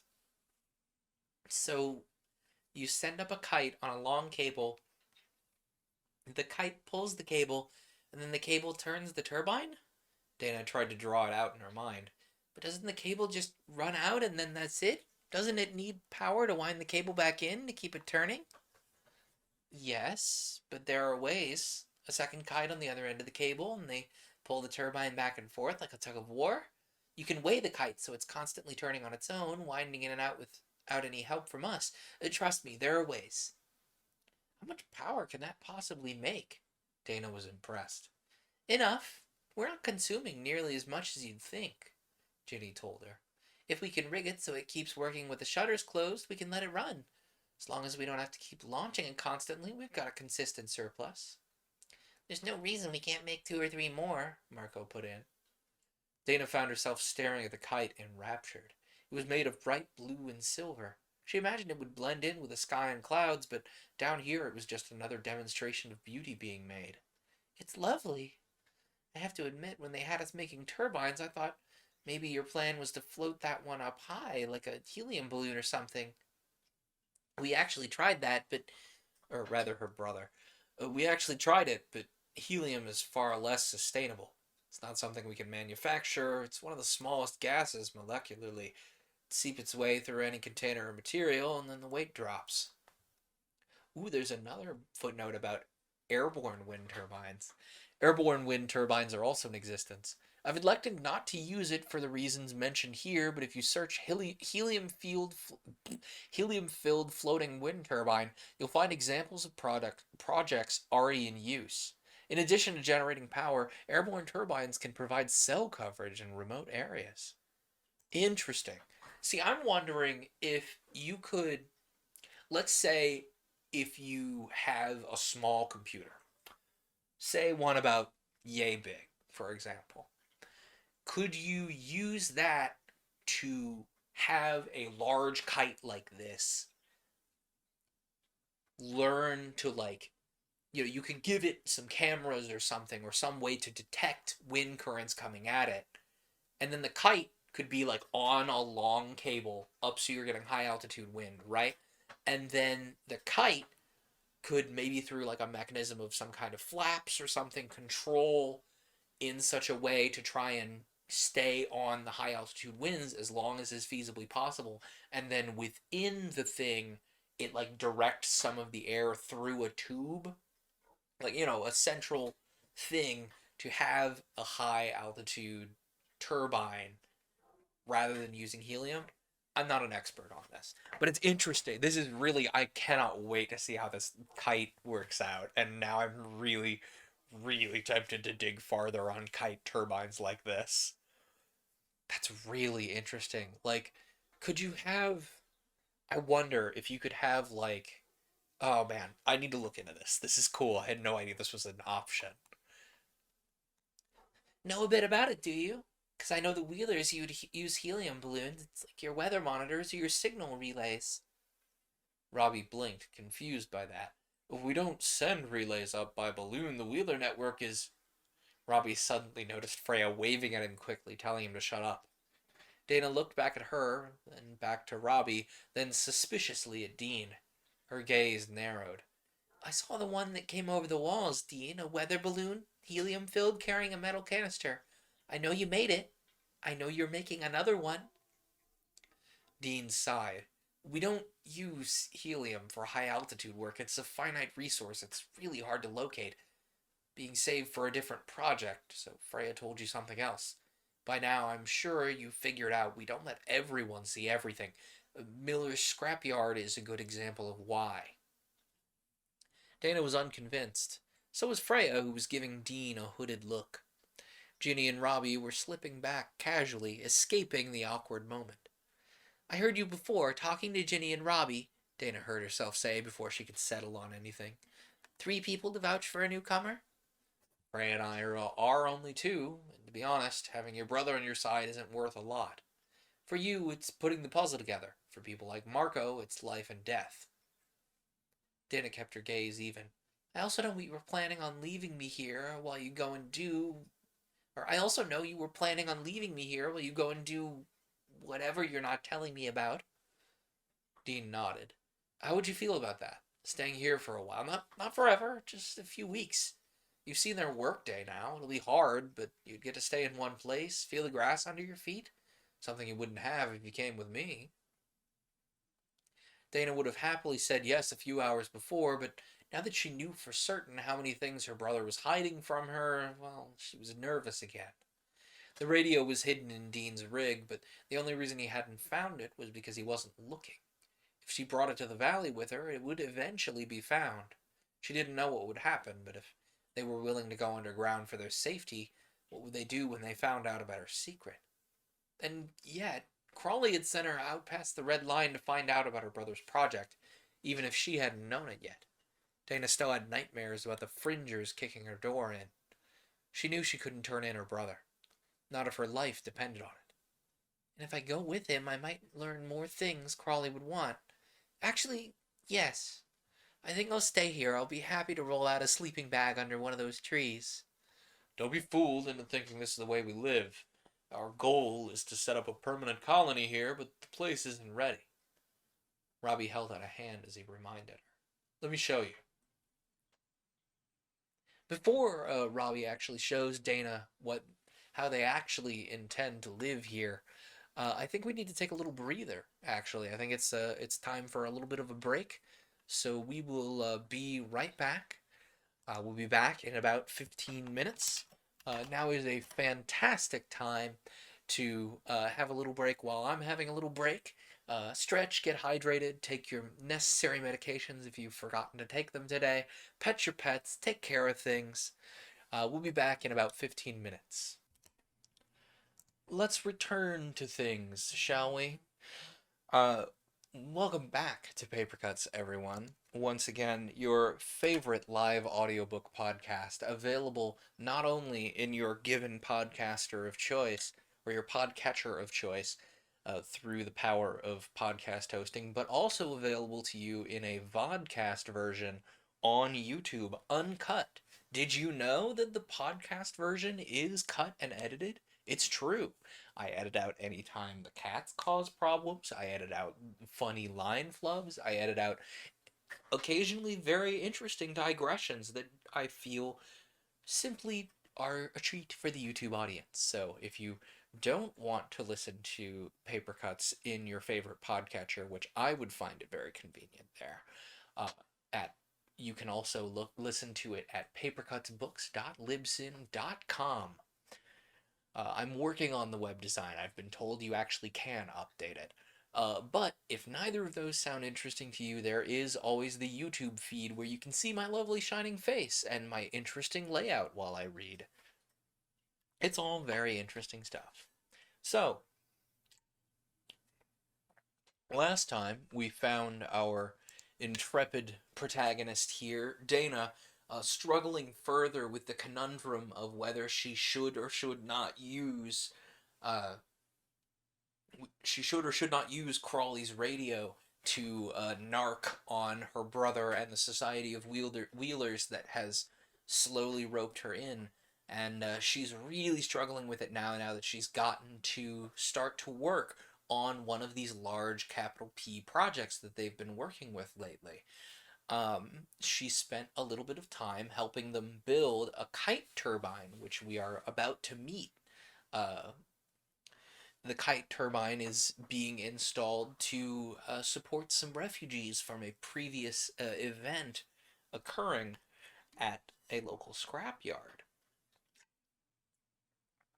And we're about to follow Dana into the third valley, the one that is a truly complete and built up, what it sounds to me like could be a food forest. So let's dive in, shall we? Let's follow Dana, as we have been previously. Dana followed him into the third valley, the only one she hadn't seen yet, and it was as healthy and vibrant with life as the first, but it wasn't anything like the glade. The third valley was food production. Dana had never seen natural farming before. Even among the wheelers, she'd only seen closed-up arrow farms and meat tanks. This was something else entirely. The trees were all fruit-bearing. There were baskets and baskets of collected fruits of all different kinds. The valley walls were lined with row after row of hanging pots, each one with a leafy vegetable of some kind in it. There were mini drones hovering up and down the rows, spraying water over them. Dana could see ladders against the walls here and there. Down the middle of the valley was an actual stretch of farmland. The crop was mostly wheat and corn. Dana's jaw was hanging open at the sight. Farmland was under constant armed guard in her world, but not here. In the 1970s, back when most people had no idea the collapse was coming, some people were working on solutions. One of them was an agricultural project to make a new variant of wheat. Robbie spoke up from behind her as though making introductions to the crop. By the 2010s, 99% of all wheat being grown was that same kind. The research in the 40s led to self-sufficient nations finally able to feed themselves by the 50s, ending nationwide famine by the 70s. 1 billion lives were saved. The innovation was straightforward. Making a variant of wheat that would only grow half as tall meant you could grow it closer together and get more yield from your crops. Freya's arrow farm is a strawberry plant that grows bunches of strawberries like grapes, Dana put in. Yep, that particular gene hack is one of our more common variants. Doesn't work with all fruiting species, of course, but enough to make a difference at harvest time. Dana bent, examining the stalks. Is that what this is? The same thing? No, it's a new splice. We were field testing it for the lab boys. It's not something that can go in a container. No, I guess not. She felt the strangest urge to stroke the leaves, caress the wheat grains. They're lovely. They are, Robbie agreed with a warm laugh. Dana found herself staring at the crop, the same she did with the trees. Unlike the trees, though, she didn't feel protected.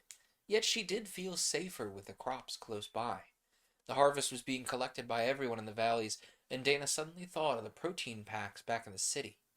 This place would always be safe from hunger, and to the city world that was the most precious kind of safety there is. We don't laze under trees. We work day and night. Harvest time's upon us. Every set of hands helps. Oh, I know it. You need every set of hands at harvest time. So much food, Dana murmured as if in a dream. How are you sure? How are you not sure of the infrastructure yet? You've got enough food for 5 times the people who are here. You came from Miller's Yard? We're not in competition with them. They're our allies. When we change our population here, the different food supply affects others, especially with them shut down. The infrastructure you need isn't for the valley, is it? For us to be a proper... Oh, sorry, that's Ginny. For us to be a proper Arcadian colony, we need to provide reliably for at least 2 other colonies. Ginny nodded and looked back to the length of the valley. We've got wind power turbines now. Wind turning a stone to grind flour, or turning a screw to pump water uphill? Dark Ages tech is the oldest form of renewable technology on Earth. Dana hadn't thought of it that way. In the city, wind was the enemy, a memory of destruction felt by everyone even generations later. But here, it was civilization. So what do we do next? There are 2 more valleys in these mountains that haven't been prepared yet. It's going to take a lot of work since they were flooded out during the collapse and they haven't recovered since. And then the valley suddenly got brighter as the lights came on. Dana heard cheering break out from back at the cavern entrance. The kite generator was working, and Dana beamed. They'd been keeping to the natural 24-hour cycle, rising with the dawn. Lights below their shutters meant they could keep going. Having lights at night was like watching a culture advance. I helped turn these on. It was harder labor than Dana had ever done, shoveling out the sticky stuff. It was harder work than... One more time. It was harder labor than Dana had ever done, shoveling out the sticky, salty mud. But as she worked, she looked up at the kite, turning slowly in a figure 8 above the whole mountain range, and she could see the whole cycle come to fruition. The metal that they had salvaged from the scrapyard, machined into parts and transported by the wheelers, now being assembled in the valley, being turned into power for heavy machines that crushed rocks into gravel. Gravel that she was shoveling into place in the empty valleys, the first step in creating another farm valley, making a home for the saplings, one of which that Dana had been nurturing herself from a seed traded by her brother, and paid for with gold flecks salvaged from the same scrapyard as the earth mover she'd built, to say nothing of all that real food. And I'm a part of it, Dana thought in amazement. She'd been part of a workforce before, sure, but she'd never seen the work she'd been contributing to. Lived in a bubble my whole life, Dana said aloud. Robbie was the only one close enough to overhear, working a shovel of his own. Hmm? Dana licked her lips. In the city, everyone was so obsessed with keeping trade and corporate secrets that the workforces were always given only their little piece of the puzzle and nothing else. I've never seen... Never seen the things you helped create. Yeah, that happens here sometimes, too. We spread everything out as best we can. Dana glanced at the walls like she was looking through them. I saw some saplings planted to the western side of the mountains. I doubt they'd survive the next big windstorm. You should see the eastern side of the mountains. We planted a whole forest there, Robbie said easily, as though such miracles were a common thing. The biggest trees are planted at the outer edge to create a windbreak for the younger trees. There's a forest? Dana grated out in disbelief. I mean, an actual, real-life forest, full of trees, just past the other end of the valley? What do you think we were trying to do here? He'd asked it so casually. He obviously didn't know that Dana and Dean were having a tug-of-war over the question. Dana suddenly realized the irony. She'd tried so hard not to look too closely at her brother's world. He'd been pushing her to ask questions, find answers. Now she was asking, and her brother was trying to keep her out of the loop. When that thought hit her, Dana was suddenly furious. Dana stormed to the rig like a hurricane and yanked the door open. I have to know, she almost yelled at Dean, who reared back like a startled cat. She stayed right in his face. For months now, I've been following you around, seeing little pieces of your world. I'm sick of the puzzle. I want to know what this is about. Since when? No, I don't just mean the things you keep hidden. You aren't just driving around and planning things. There's a plan to all this. I don't know what it is, but it stretches from the junkyards to the city, the sunken cities off the far coastline. I haven't seen a single weapon, so I know you're not gearing up for war. You're not trying to make a profit. I want to know what all this is for. What's the point of being a wheeler? What's your goal? For a split second, Dean looked like he was about to tell her everything. It passed almost instantly, but she had seen it. He knew exactly what she was talking about. You weren't ready for it yet, and while I might trust my sister, I can't speak for all of Arcadia. It wasn't the first time she'd heard that word, but it was the first time someone said it to her deliberately. What is Arcadia? What is Arcadia for? Dean nodded. Arcadia is what we call the whole organization. The Wheelers, like me and Freya, are only one part of that network. The majority of us are either living in permanent colonies like Xanadu Station, or we're freeholders like Marco's family. Wheelers run supplies between them. To what end? I know there's more to it than just keeping people fed. There's a capital A agenda here. I hear you and Banner whispering about secret projects.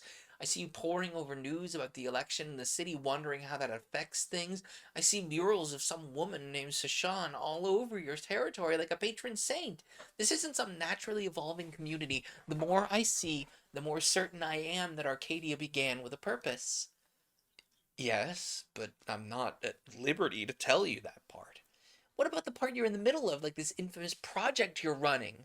Dana was glaring hard enough to feel her head start to hurt. Even as she demanded, the city kid in her was roiling. Why are you asking? Am I really the only one keeping secrets here? Dean shot back as if reading her mind. She almost turned to look in the direction of the hidden radio, but she fought it down. I haven't fallen for that bluff since we were kids. No, I guess not. Look, it's just not only my story to tell. The others involved don't know you yet. I promise the answers are coming as soon as I can give them to you. Fine. Dean gave her a hard look. Back when you first moved in, you'd have gladly stayed in the dark rather than risk finding out things you don't want to know. You were ready to burn your notebooks and go back to what you were. I know, she admitted, letting her fury drain a little.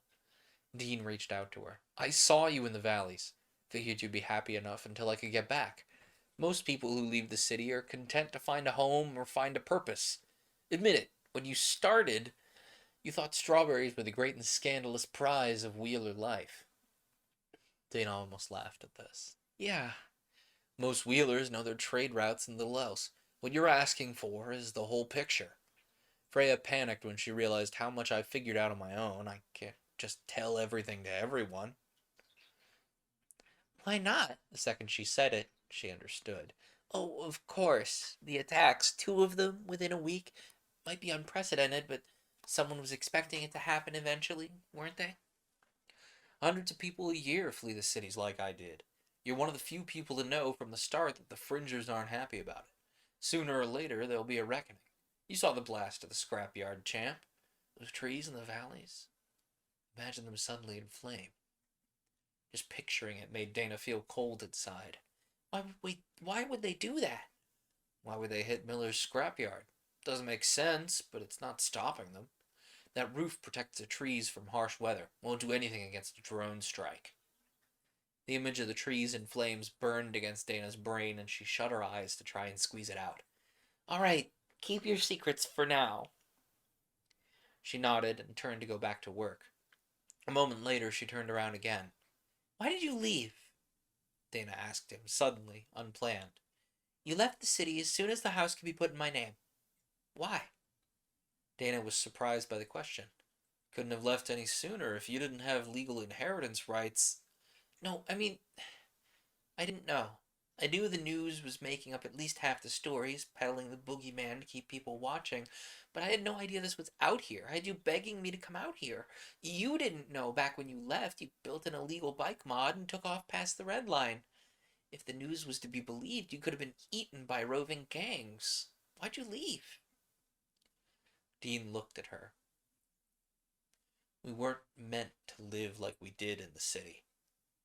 And as much as I hated to leave you there in a place I hated, well, at least it was a known quantity. I had to know if there was any chance of something better, or at least something different.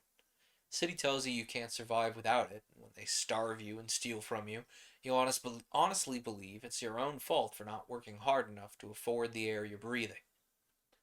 That struck very close to the bone. Dana would normally have fired back. It's what she'd always done when this argument had even been alluded to, but this time she couldn't help the nod. I felt ashamed. When I couldn't afford the utilities, I felt ashamed. I never spent money on anything I didn't absolutely need. I ate the bare minimum in protein rations. I wore 10-year-old clothes, counted my toiletries so carefully, and I didn't even splurge on things like pigment rations, so everything was just gray. And it wasn't enough. They dialed up the cost of everything just enough to keep you starving, then they dialed it up a bit more until you lost the house. And I was ashamed, because I believed them. It was all my fault for being lazy or stupid enough to lose everything. The people you met out here lazy or stupid, Dana? Dean probed gently. He was being more gentle than he'd ever been with her. No, they're so... She was almost choking on it. She didn't even notice that she was tearing up. Dean nodded. Finish your thought. They're alive! Dana nearly screamed it out like he'd been fighting to escape for weeks. They can make things grow. They don't just consume and wait for it to be over. They create things, beautiful things, bizarre, confusing, useful, individual, personal, organic, wonderful things. Dean laughed wildly and picked his sister up, spinning her around like he did when they were kids. You got there! You finally got there. Tears were rolling down her face, and she was glad for it. She couldn't remember the last time she'd summoned enough feelings about anything to weep. Nobody back home creates. Nobody even knows how. The screens never turn off. They don't think a thought. They line up for the rations and don't know where they come from. They consume and they slave and they cower in shame when they can't do more of either. Dean hugged her tight. Even before the great storms remade the planet, our grandparents lived in a world that made any kind of joy seem selfish. If you wanted a dessert, you had to eat your vegetables. You wanted to play, you had to get all the work done first. You want a vacation? You better work harder than ever. You want a day off? You'd better be too sick to keep working. Anything you want just because it makes you happy is frivolous, even selfish. She thought back to her last days in town. You remember my friend Micah? Her kid found someone willing to sell a black market crayon. Micah told them that smart people don't waste what they have on things like that. Dean nodded. I left the city because I didn't believe the only reason for joy was to endure more suffering. A life where beauty and creativity is frivolous, even offensive. It's just a bad way to live. Life where enjoyment of any kind is the lowest priority. Dana, it's poisonous. It is. Dana agreed, as though it had just occurred to her. Her voice dropped with slowly dawning realization. The leading cause of death back in the the leading cause of death back in the city is suicide. That's how the soul poison gets you. Dean nodded, staring hard at her. And now that you know that, what do you plan to do about it?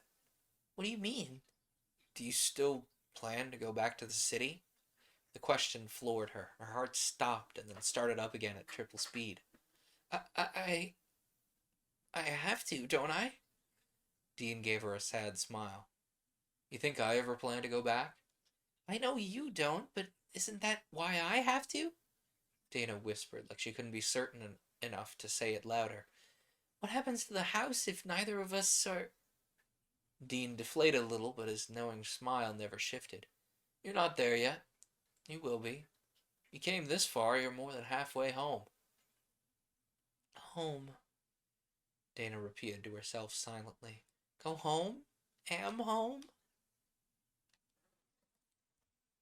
I've been waiting for this. I've been waiting for that scene. I've been waiting for that scene since we started this book and Dean said, "Oh, you're not there yet." I'm like, "Yep. Come on, buddy. Keep hammering it in. She will become conscious of the problem eventually."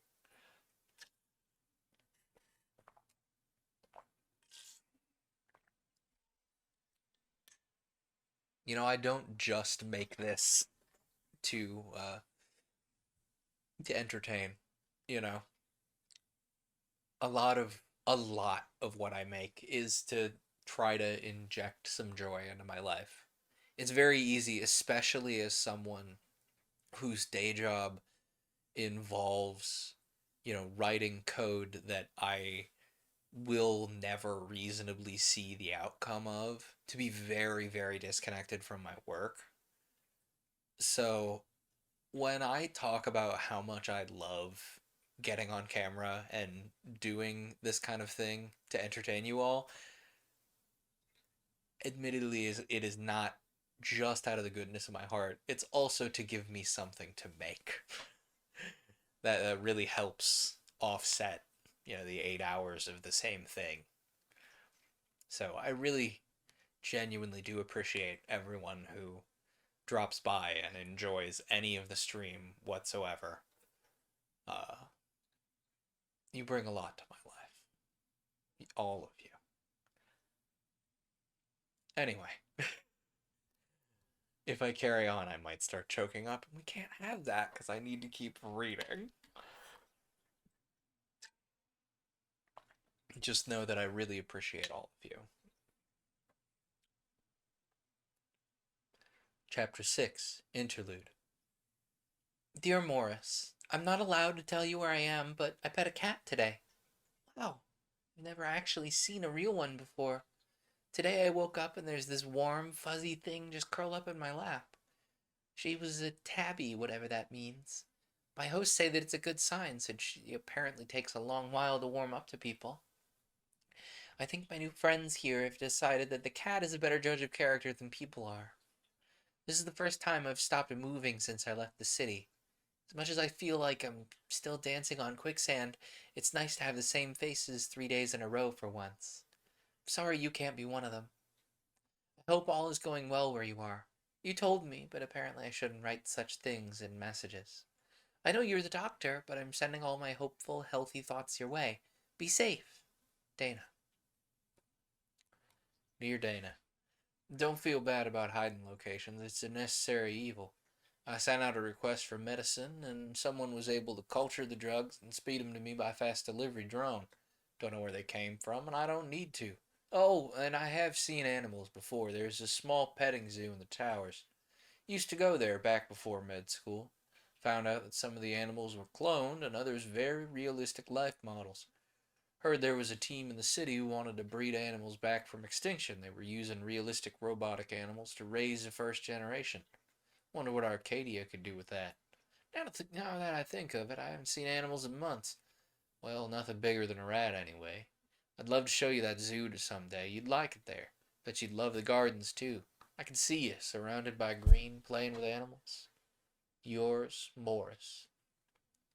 Dear Morris, I could see myself surrounded by trees, too. It's a very lovely thought walking barefoot on cool grass under big shady trees. If you were there, it'd be even better. Until we get that chance, keep a good thought of it. One day we might even see it happen. Dana. The Wheelers ran supplies out of the valley, the same as they did for the scrapyard. It had been weeks since Dean and Freya had left on their new run.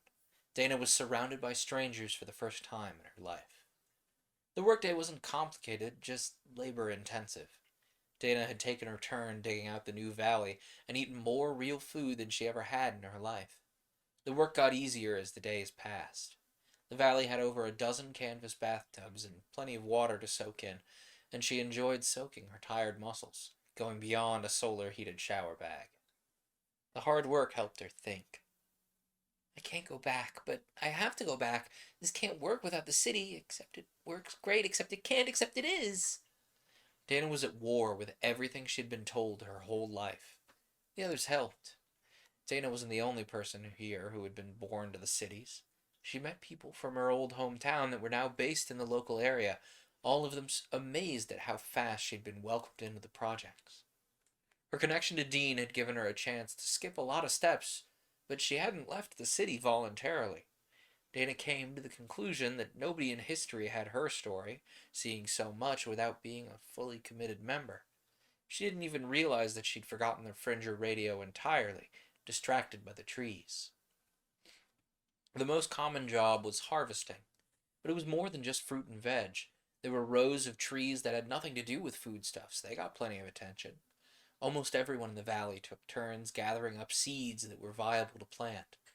Trees shed their offspring in various ways, and Dana was quickly taught them all, collecting boxes and containers full of nothing but seeds.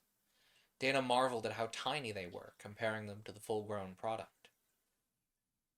In between the hard labor and the off-duty hours among nature, there was plenty to learn. Dana's notebook had been half filled with information about arrow farming and pirate production. There was far more to learn from the valleys. Dana had been adopted by several people, including Ginny. They were teaching her more about how ecosystems work, which parts had broken down after the climate collapse, and how they were being restored or replaced. Dana's first taste had been the saplings on the other side of the mountain range. Walking through a real, full-fledged forest was a dream.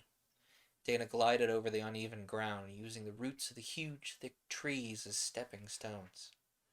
The air was cool and moist on her skin, and smelled so fresh and so clean. Dana couldn't tell if it felt as ancient as the earth or new as a freshly made Eden. How can this survive the hot season? Fire? Fire rarely who's speaking? Hang on, give me a second. Oh, it's Ginny speaking. Fire rarely kills forests. Drought does. We harvest water from the air, from the rain, from the fog. Trust me, Dana, we're very careful about floods and fire when we sink our roots in somewhere, Ginny explained to Dana as she showed her the hives. The work really owes its existence to bees and earthworms. Earthworms are pretty easy to raise if you keep them in living soil. Bees, they're far more fragile. We finally got a hive set up here. We figured out how to gene hack the critters to create more queens. I thought the rule was one queen per hive, Dana said softly as they both peered up at a natural beehive. The manufactured hives in the valley were solid, with a scope that let humans look inside at the busy little insects. It is, but we can ship the queens across with the wheelers. They're putting out as many hives as they can, and the freeholders are working madly to make enough flowering plants for them to live off of. During the hot season, we have to set up a drip for the hive with sweetened water, since the poor things dehydrate so easily, always out in the sun. During the winter months, we have to anchor the hives, insulate them so the queen can breed another batch of eggs without them all being wiped out. Dana shivered. You really don't think of these little guys being so important and so vulnerable. I mean, if they were so vital to life, shouldn't they be harder to kill? You could say the same thing about people when you think about it, Ginny teased. We're all fragile creatures. There are a lot of wheeler communities and freeholders that pollinate plants by hand. For the larger places, we even print some mini drones that can fly up to the flowers like hummingbirds and squirt pollen about.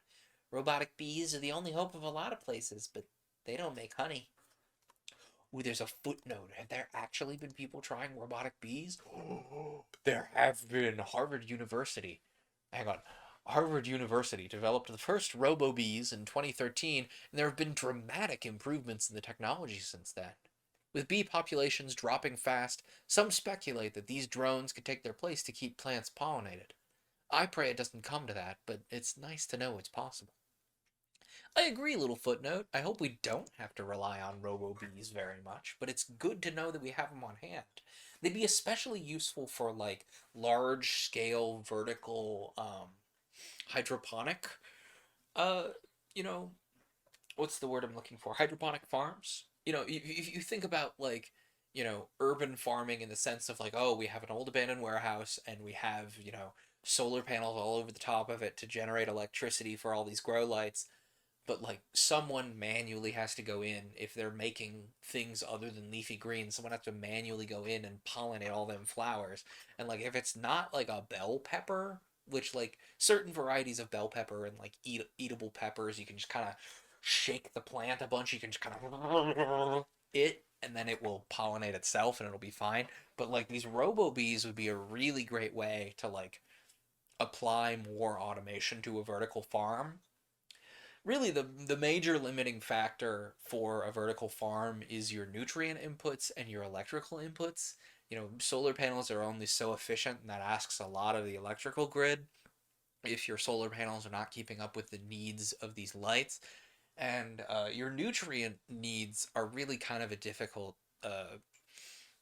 thing to tackle, because if you think about it, you're having to generate all this nitrogen and other, nutrients that are suspended in this what's the word I'm looking for, in the hydroponic solution from somewhere. And I think it'd be very interesting to see research go farther into aquaculture in regards to into urban farming. I think it'd be very interesting to see. It's like, oh well, we'll just grow a bunch of catfish or something, because they generate, fish generate hydroponic nutrients naturally because they're fish. So then you have fish that you can, once they get to a certain size, you can take them out the tank and eat them. So it's like I think it'd be very interesting to me to see how far you could get on a vertical farm with, you know, aquaponics. I've been poking my head into how much work it is to do aquaponic farming.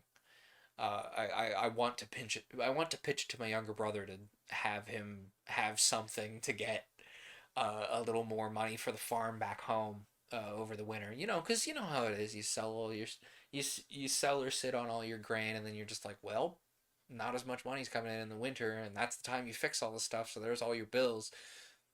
I've been wondering if we could potentially dig into, especially for his climate, aquaponic farming by raising bluegill, because like raising bluegill is a well documented science, right? If you think about it, I mean, if you think about how much the Department of Natural Resources in areas where bluegill are native, they stock areas with a given volume of bluegill. So a bluegill's life cycle has to be pretty well understood to have them be farmed to the point of being able to stock rivers. So it makes me wonder if you could get a hold of some of that information and like have a small quantity of bluegill yourself that you then raise aquaponically. I'm just thinking in terms of like fish that I've caught and eaten and liked. So like bluegill or bass or maybe even trout, depending on the location. I know you can farm salmon for sure. I've seen people do salmon. I don't know how viable they are in an aquaponic context, but I've seen people farm salmon, and it's very interesting to me. So I'm just like thinking, I'm thinking very fourth dimensionally here, like how could we apply some of the lessons here? If you have enough data about the water and how the fish are acting, you could automate some, if not, you can't automate every task in a farm. It's just not possible. There needs to be human intervention. So, like, there's got to be flags in your automated systems to say, hey, A person needs to come look at this. This is, a limitation. But, like, the more automation and the less manual human checking you have involved, the more theoretically you can get out of it, I would think. At least in our current system. I digress. I'm off into the weeds here. Robot bees. That's where we were.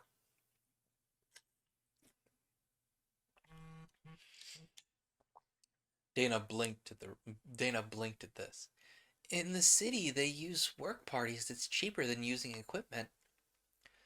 Everything I know about the city says that people are the cheapest commodity they trade in. Ginny was unsurprised. Using drones takes electronics, battery power, specialized tools, constant supervision. Bees don't even need us to make more bees once we establish the hives safely. It's all a long-term investment. In what? Dana couldn't help but ask. Dear Morris. Sorry, context, another letter. Dear Morris, this is my first attempt at real mail. Enclosed are three small flowers called apple blossoms. I don't know if you've ever seen these before, but they fell from a tree I've been helping cultivate. It's the wrong time of year, but apparently these flowers bloom into actual apples. The harvest is just finished, so it'll be a while before I get to see it myself. In the meanwhile, here are some dried and pressed blossoms. I got special permission to send you some, as long as I don't tell you where they grew. As much as I'd love to have you here with me, I'm starting to get the idea of how much bigger this is than I know.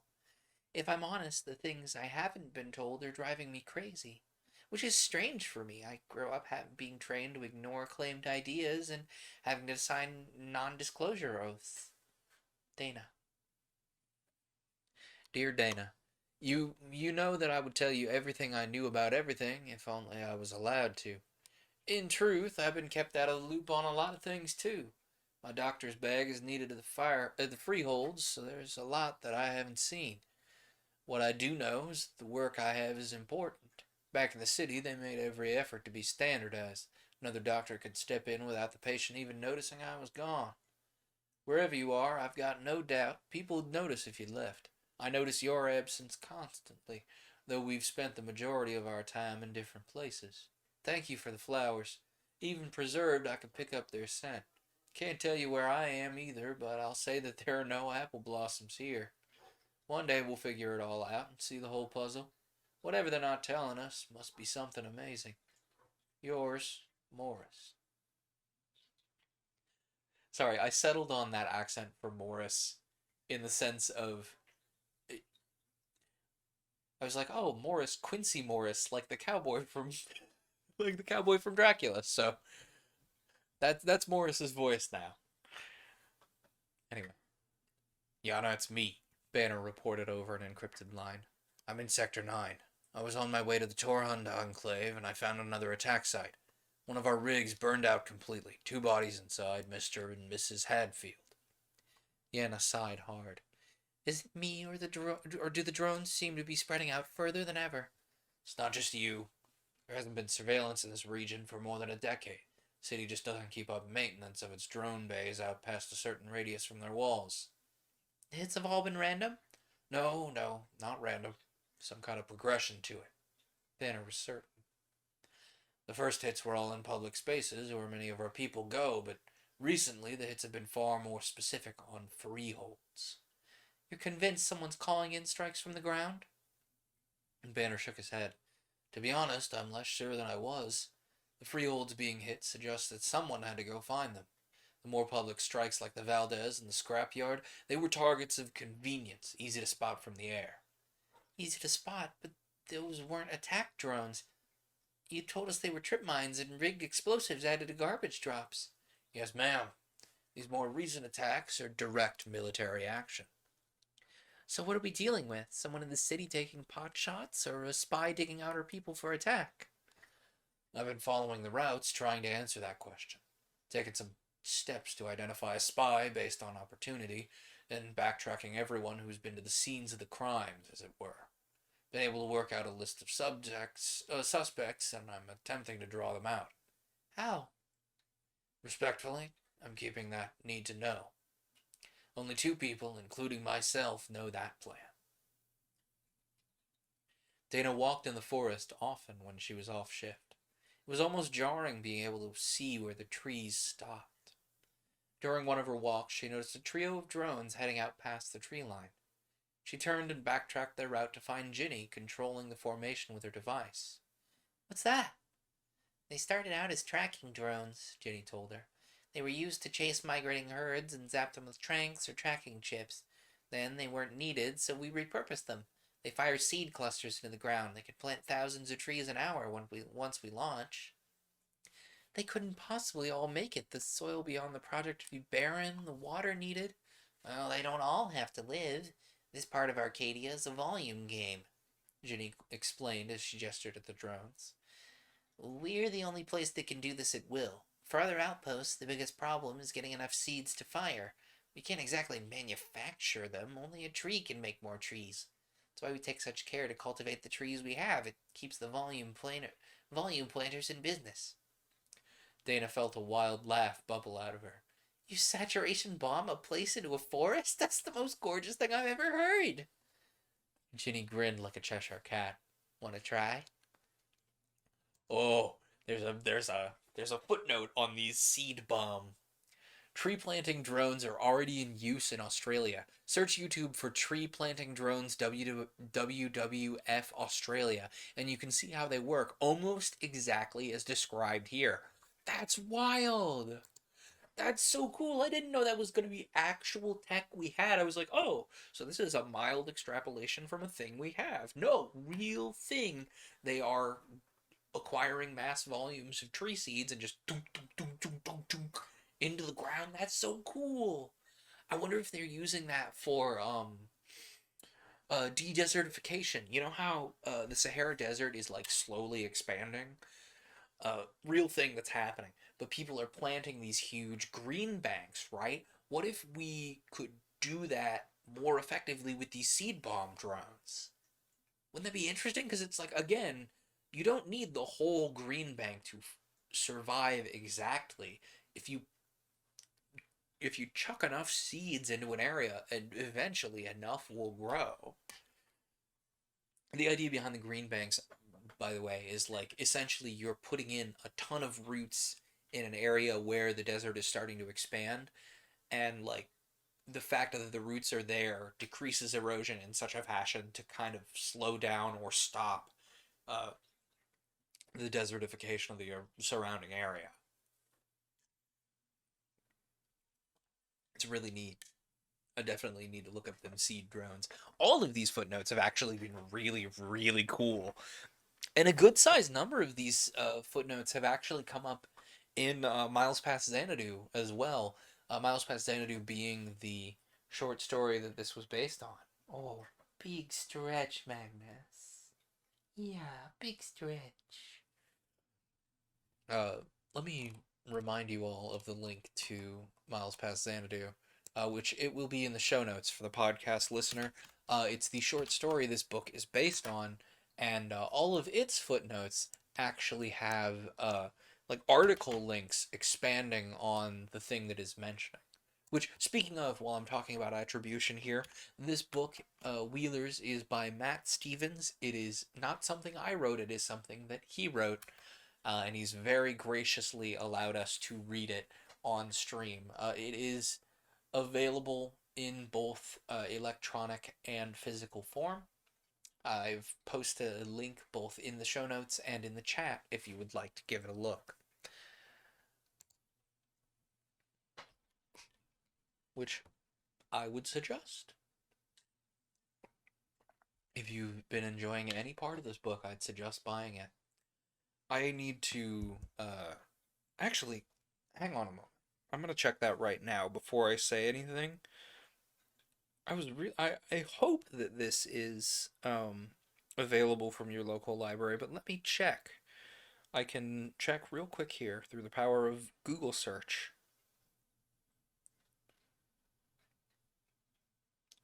Well, through the power of uh, Libby search, really. Uh, it does not seem to be available through libraries, which, To be fair, Ingram Spark is a complex process at best, so I don't blame Mr. Stevens for not including it, but really, if there's any one book that should be in a library, it's something like this. I digress. I will send an email his way and see once if this can get into local libraries. I know it's a whole process, so I'll check into that. And if it does get into the library, if it does get into libraries by the time this episode hits the podcast feed, I will put a note in the show notes. Anyway, the book we're reading, remember that? A few more weeks passed, and Dana had settled into the routine. She was now on a first name basis with most of the workers assigned to the valley, and a regular staple at their poker games. Food was shared equally, but there were the same little luxuries and various unpleasant chores. It made for decent stakes in a friendly game. Dana hadn't been in one place for so long since leaving the city, and it was a chance to take inventory. She'd been eating real solid food for months. The dull, aching nausea that'd been part of her since her first meal of protein paste was gone. The hard physical work, combined with steady calories, had put muscle on her frame. She had shoulders for the first time. She had dirt under her fingernails, and her hands were calloused from the work. Her hair was thicker and shinier, and she realized that she looked healthy. She felt healthy. There was something she didn't recognize yet, but it was tranquility. She was in the valleys, a place that would never starve or face thirst. Oh, hi, Altier. How was Spyro? I missed a good sized chunk of that. I was juggling limes and then I started here. You've missed Dana essentially went on a bit more of a rig trip with her brother and Freya and eventually wound up uh, getting to Xanadu, a settlement, um, with uh, with a bunch of people in it that used the rigs for a solar concentrator. And then they left Xanadu and eventually went on another supply run to this place called the Valley, where it's essentially a giant food. It's a series of large food forests, and they left Dana at these food forests, and she's been working over time to help them reforest the area. It's been really, really neat. I've got about a half hour left in stream, uh, at minimum. But yeah, this has been really good so far, and I'm glad you tuned in. This is just a really great book, and I'm glad to get to share it with you. I hope Spyro's stream went good. By the way, I was like I said in and out. Uh, so hopefully playing Little Dragon game was a good time. Anyway, that book we're reading, remember that? I've been very distractible tonight for context. I've been so occasionally the book will have little footnotes to talk about like, oh, this technology is real. Look up this thing, or this technology is a real thing. I promise. And then I will go wandering off into adjacent technologies. Like we spent a whole 20 minutes talking about the ins and outs of potential aquaponics in and the impact that aquaponics could have on vertical farming and how it could be you could leverage existing DNR knowledge to produce more efficient aquaponic farms based on the location you're in, what fish are more liable to be able to live in an area. And like we wandered off another time talking about like the creative process and how vital it is, or like how hard it would be to build a sewing machine from scratch because they were sewing a big kite to produce a kite generator, which was a thing I didn't know existed. It, anyway, they've all been very fun tangents. I digress. Book. The city greys she wore were woefully inadequate. She'd washed both her sets of city wear so many times they'd worn enough through to the point of translucency in some places. But she suddenly realized she was sick of them. The generic concrete tone that blended her into the cityscape so perfectly had never done anything but stand out among the wheelers. But now it didn't fit with her either. She looked like one of them, wearing a static costume. A thought that made her feel proud. She hadn't even noticed how she was changing until it had happened. She'd felt stronger, calmer. She hadn't feared ration deficit for so long, she hadn't even noticed that time was passing until one morning her device chimed. It was a timed message she sent herself before she left the city. "Halfway there," it proclaimed proudly. "You can go home in another few months. Stay strong. The plan is working." Dana felt a twinge. She'd meant it to be encouraging so that she'd be able to keep going so far from home. It was all meant to be a homeless shelter on wheels. After lunch, her assignment for the day was to make long life supplies for the Wheelers. Dana spent some time helping her friends chop and slice fruit into serving sizes ready for processing. The dehydrators were all solar, which meant they were little more than a drainage board and a box with a glass lid. Dana carried trays of sliced fruit out of the valleys and found the boxes, placed where they'd get plenty of sunlight. The sun would bake the water out of the fruit and turn them into chewy slices that were easily preserved in airtight wraps or bottles of honey. I don't know why I had never considered a non-electric dehydrator. Like, just the sheer concept of a solar dehydrator is just wild to me because like when somebody's like, "Oh yeah, I dehydrated this thing," my immediate thought is like them big round things that have a heating element on the top and then a fan to like push hot air through the trays and out the bottom. I never even thought about the fact that you could just like put it in the sun if you have the right like if you have the right amount of sun, you could just make a big lens that concentrates solar heat and then apply fans manually, and it would just dehydrate it that way. They've also alluded to solar ovens several times, which I knew mechanically you can do. I don't know if you all have, but several times in science class as a small, we built little tiny solar ovens and, made, s'mores or cookies or something in them. So like that was like, oh yeah, a solar oven. I've I've made one of them before, but I've never thought about the concept of a solar dehydrator. That would actually be really nice for like if you had like a huge excess of like, let's say you plant one too many pepper plants, right? You could just build a little solar dehydrator and just bring a little paring knife with you into the garden, or heck, even a pair of shears, and just like as you're picking peppers, just shear them in half and then lay them in the little solar dehydrator and they slowly dehydrate. That's thinking. Can you tell I want my backyard to be a giant, like, garden and food processing facility when I finally have enough space for that?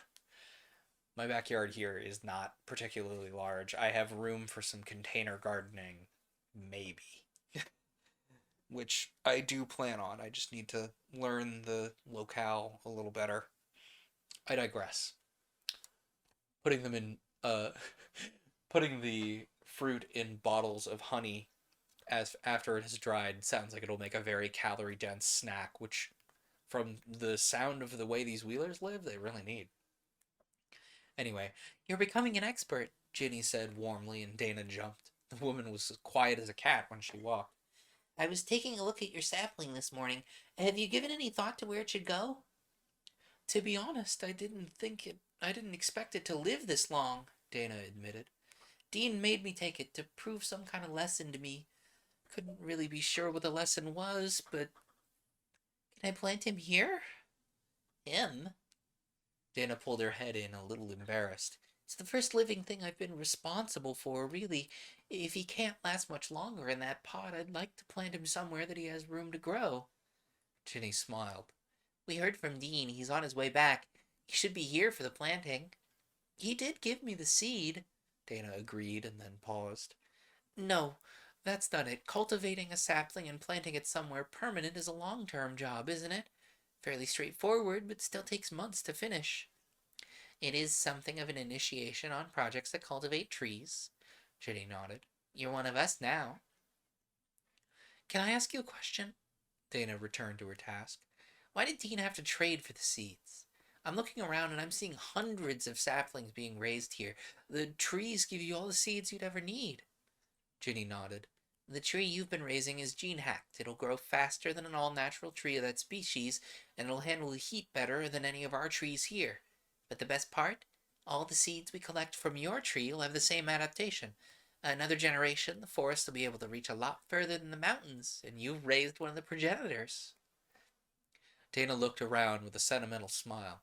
Imagine this valley extending into the whole wide world. Ginny, in case I haven't said it yet, I want to thank you for helping me in the last few weeks. I've never lived in a place where new people were made welcome.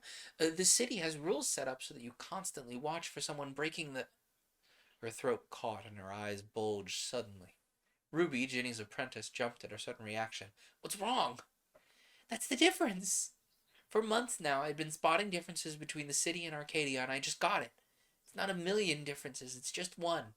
In the city, they have rules to keep you watching your neighbors. If you report them for anything, you get rewarded. Costs are high enough, and you do that. Arcadians, they go out of their way to share everything that's needed. Total strangers putting real food in my hands rather than trying to hoard or fight me for it. It's so alien, I didn't know what it was.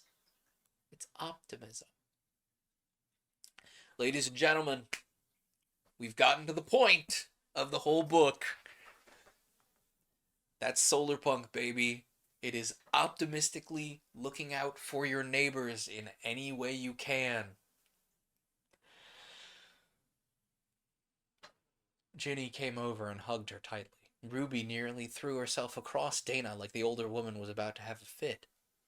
It's just certainty that there will be food again tomorrow. Certainty that there will be people to help you work. Certainty that no one's going to attack you or steal from you because you'd never do that to them. There was a time when people thought brutality would be all there was when a disaster struck, Ginny said in her ear. But plenty of places kept each other fed and protected after the great storm. Hope is a weapon against hunger. Dana wept, rolling tears down her face.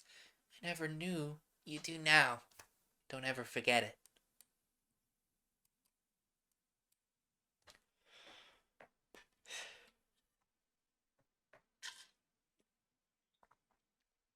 Gang, this book is really good. I don't know if I've really leaned on this enough. This book is really good. I'm really glad the author let me read it because this book is one that needs to get some legs under it and get running. Like I said in the Discord announcing this stream, it's kind of a bummer that the seminal solar punk work that basically that most people know about is a Chobani ad that somebody stripped the Chobani advertising out of. Uh, there are some really, really good books. I've been reading a lot of solar punk literature lately, not only to scout for the show, but also just because I really like it. And some of these need to grow legs and get read more widely because they're really, really good. This is not the only example, as much as I've been really loving it. There's also things like When We Hold Each Other Up by Phoebe Wagner. Um, there's the Glass and Garden series. I read the summer one. That's a short stories collection. Um, and there were some really great short stories in there. I'm currently working on New York 2140, which not bad. It takes its time to get around to some things, but it's not bad at all. And like there's all sorts of little stuff like this that's really really good that I think just generally needs more attention, more eyes. Oh, yeah, Magnus. Are we comfy? He's so comfy right now. Let me take a picture and I will post it in the Discord after stream. Promise. Look at this man. Look at this man. Look how comfy he is. Ooh, sleepy kitty. Anyway, now that I've thoroughly distracted myself yet again, let's keep going. Let's start in on chapter 7.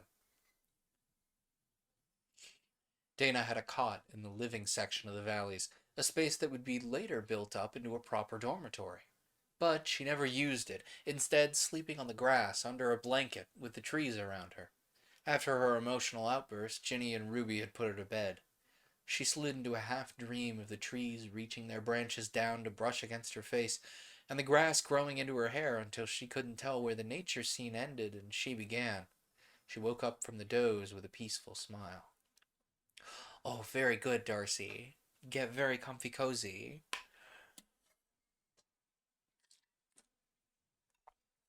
Robbie was sitting against the tree beside her, reading a hand-bound book that someone had written. When he saw her sit up, he gave her a bland grin, like he was in on a joke she didn't know about.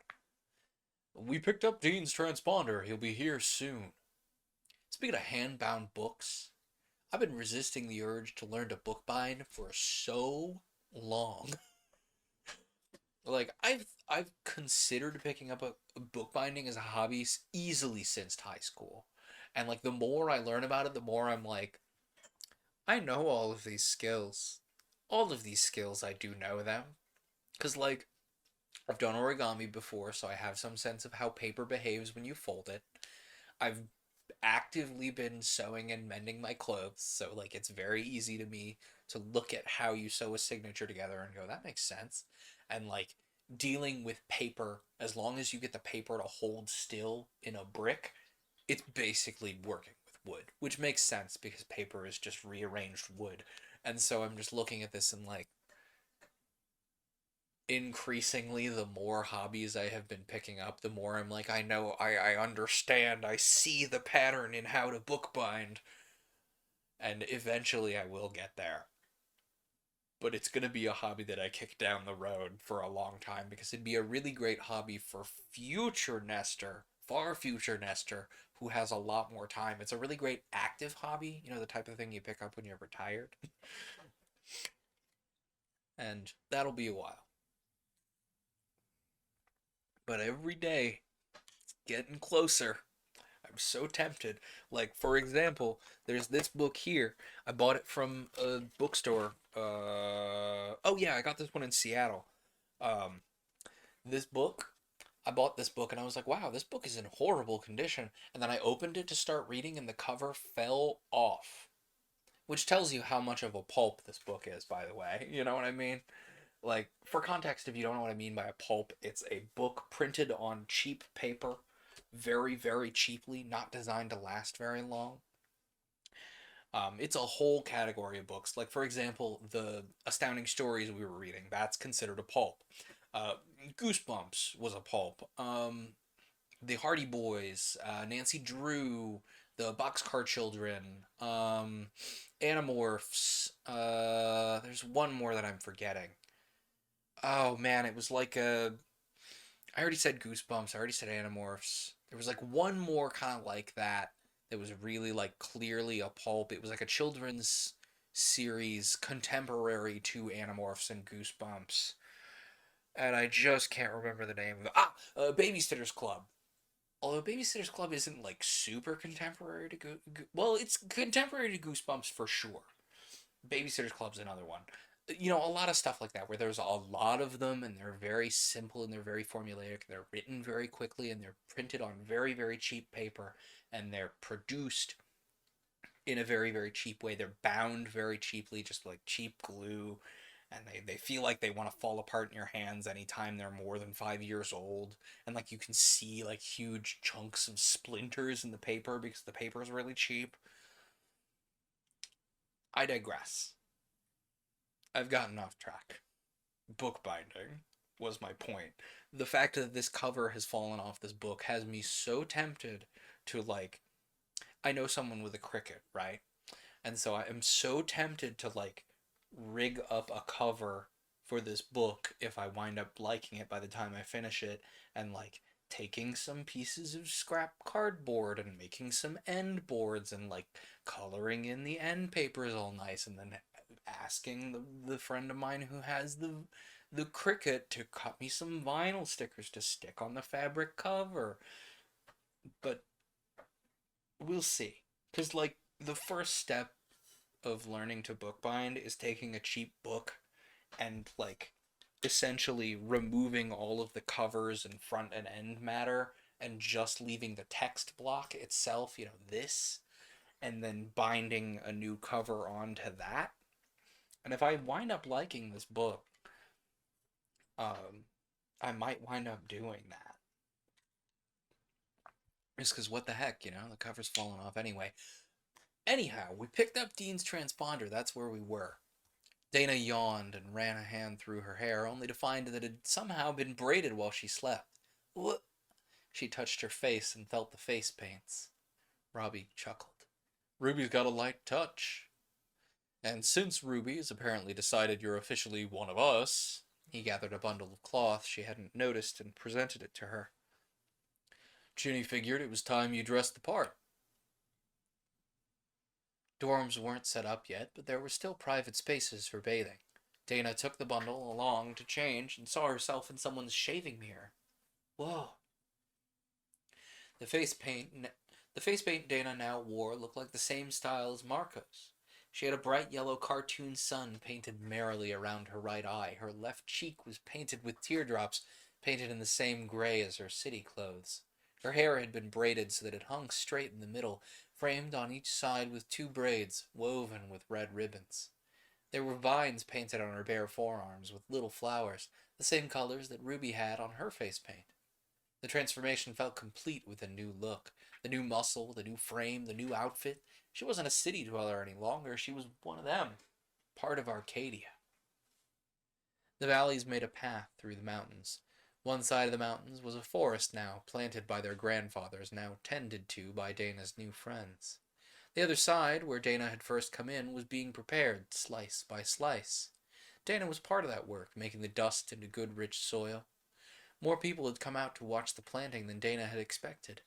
She realized it was a rite of passage for the people here. She looked the part now, wearing the same style as all of them, as she slid the seedling that Dean had pushed on her and planted it in a sheltered spot in the ground. There was a round of applause as she stood up, brushing off her knees. The valley crew didn't go back into the mountains when she finished, instead bringing some food and drink out. In the shadow of the mountains, they were protected from the wind. Dana noticed that earlier the trees had grown taller. With her new experiences, she could see the relative ages of the saplings. The first rows had been planted first, maybe even years before, and they stood as a windbreak for the youngest. I walked around the other side of the mountain range a few days ago. It's like something out of a fairy tale. I didn't think forests still existed. It didn't come from nowhere. You're part of the project now. Dana actually teared up a little bit at this. She'd never felt like she was part of something before. Robbie moved on, heading back inside. Freya squeezed Dana's hand. It's been a while since I walked through the finished product, she admitted. My route is usually on this side of the mountains. When I was a girl, I apprenticed to these valleys. My father gave me a seed, and I planted it on the other side. One of the forest? Dana beamed. They're beautiful. Freya was getting emotional. I planted some of those trees. My father planted a few before I was born. She gestured around. Marco, when you grow up, these trees will be a forest too. You can tell your kids Dana was here. You can even have a picnic under the tree she planted. Dana laughed. He could, couldn't he? The laughter ran away from her face instantly, along with all color. Oh God, he could do that. Dana, you alright? Her brother asked quickly. Dana took a shaky breath. They tried this in the city, you know. Back before we were born, they tried making a park complete with trees. They made a huge deal of the green living space being open to the public. Within 2 days, someone had come through and vandalized it all. Every sapling broken, every flower bed torn up. Dana rubbed her face. That was the end of the plan to add gardens to the public spaces. Nobody was willing to put money into it. Too impractical to make things live and be beautiful. She looked sickly at the saplings, still young and vulnerable. The only place in the city to find green, living things is under guard in the towers. Freya sipped her drink. In the generation since my father planted trees, the number of cities has shrunk while the number of wheelers has exploded. The oil ran out completely, so's the coal. Permafrost is gone. City-states have extended their claim over all the empty space they can't use. Over a dozen leaders have come to power or been torn down. Half a dozen wars have been won and lost. None of it affected those trees. They just kept growing, drinking in rain and carbon, making a little more oxygen to breathe. They kept growing, even making more trees. Dana almost wanted to cry. They're so beautiful. Back home, it would take a fortune to have this little picnic under a tree, and you just create it for yourself? No, scratch that. They create themselves. You just make a place for them to do so. Dean and Freya were looking at her the way she looked at the trees, like something beautiful had grown. Dana had taken her turn collecting seeds and packing them away. As she brought the box over to the storeroom, she actually had to pause to find room. Lots of stores and preserves. Yeah, it's time we move them out to the rest of the network. Honestly, we were waiting for your brother to get back. The valley's the outer edge of his route, Ginny explained. We've got to make a drop, leaving some of these preserves in a food cache. We leave them a long way out to keep the valley location a secret for those who don't come here directly. We'll make the drop tomorrow. Make it tonight, Dana said, suddenly, almost unplanned. I'll go with them. It's a routine task, Dana. Making a food drop isn't exactly a three-person job. Four if you count Marco. Your brother's a wheeler. That's what they do. Dana licked her lips. I know, but I'd like to go with them. It's possible I might not be on the road with my brother again for a while, maybe a long while. You've decided to stay on with us, then?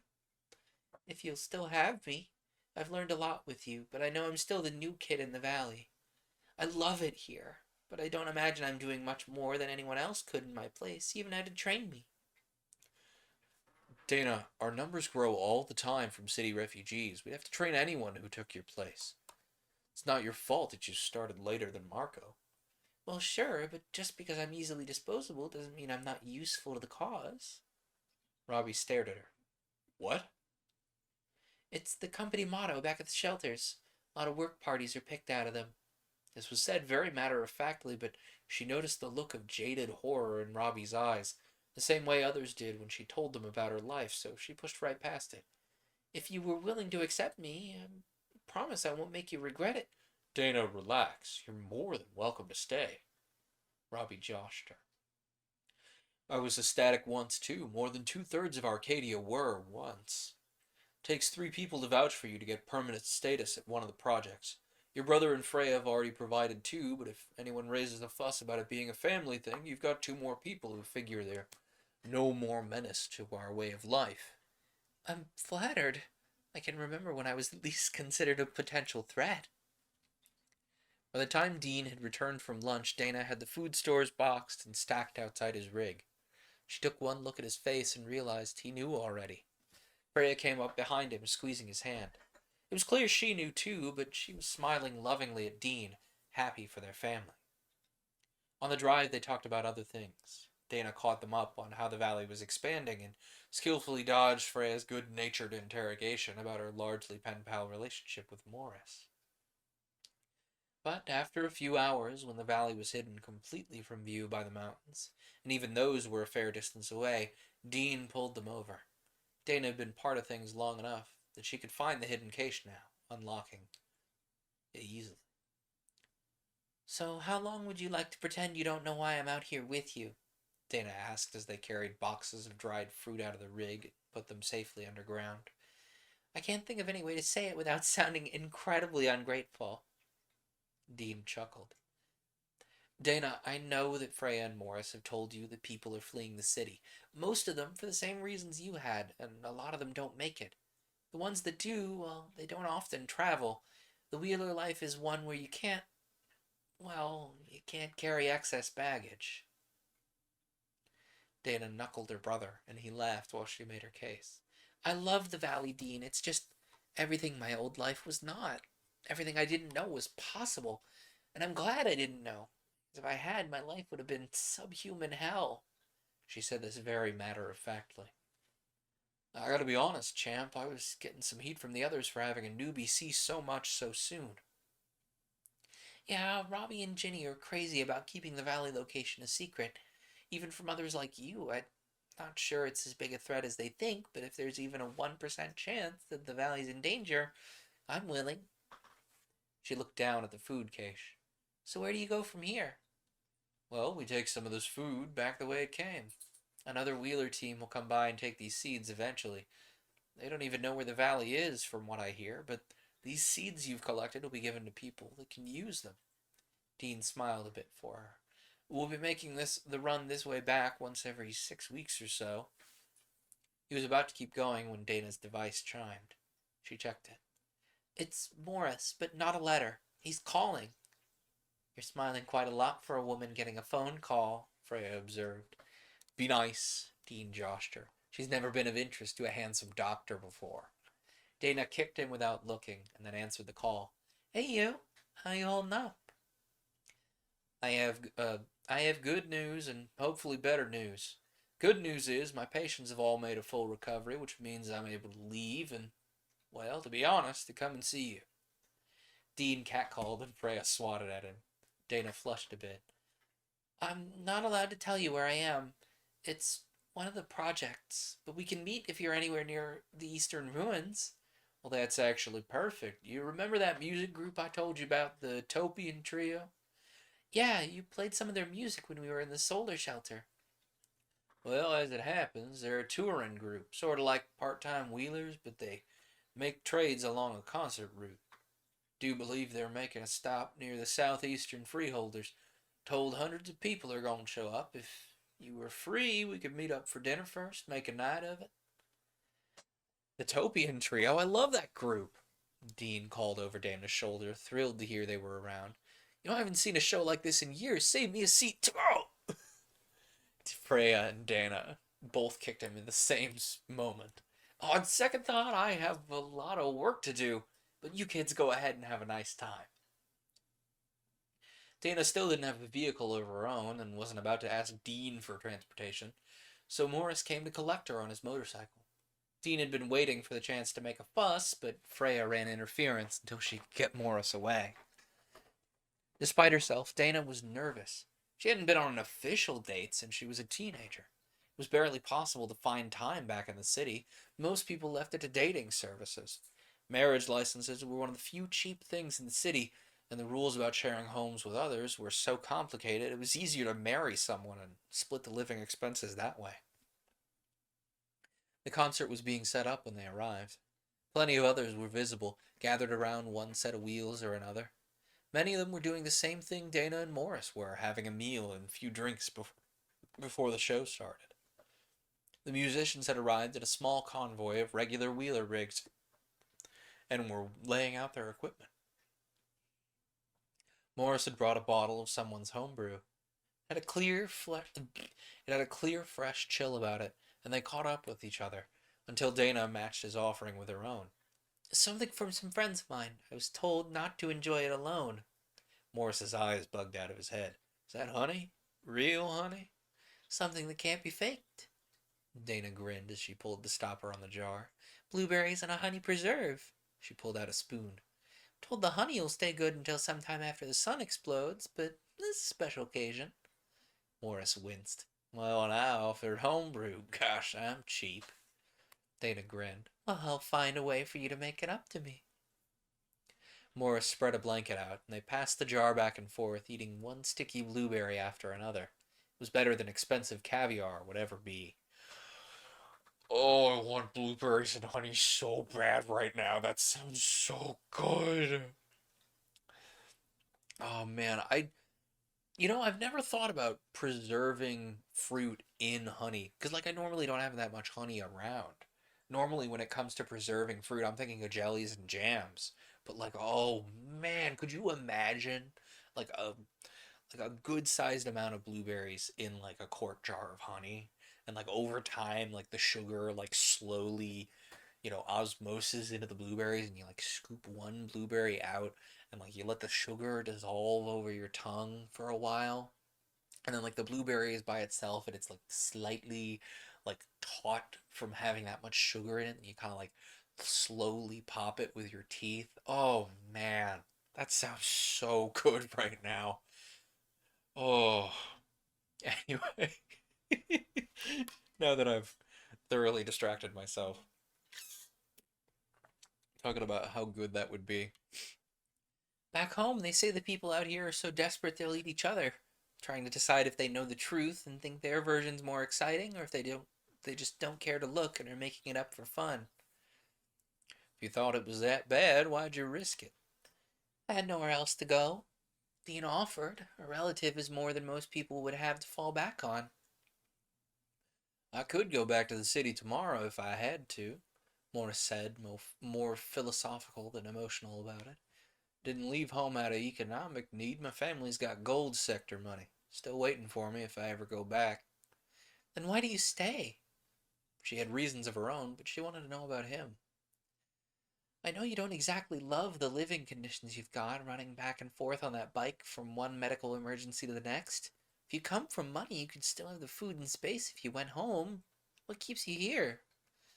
Maybe, maybe I can do here. Maybe, let me try again. Maybe because I can do more real doctoring out here on the fringes than I ever could in town. I mean, I got a better setup back there than most of the city to all put together. I can still go back and eat. I could go back and still eat fresh food, but I wouldn't be a doctor. They give the medical issues to green sector. In gold, you're either a politician or independently wealthy. Dana hummed. Oh, how terrible for you. Morris gave her the saddest smile. You'd like me more if I was poor, wouldn't you? Like you more? If I went back to the city right now, I'd be living legal again, but following the rules mean I have to give up real food and live music. If you went back to the city right now, you could have all those things without having to tend to the injuries or the outbreaks. Think I like you less because you're volunteering for the sake of others? Well, maybe if you... Morris found himself cut off by the music suddenly starting, and everyone quickly gathered in closer, applauding as the band came out on stage. Dana had never been to a live show before. There were concerts up in Gold Sector, but this was something different. The music didn't come from huge amplifiers, and it wasn't a stadium or a concert hall.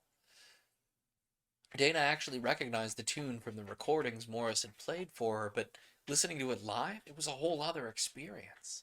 The pulse of the music, the playfulness of the tune, the passionate voice of the lead singer, there was an energy to it, and Dana felt herself responding.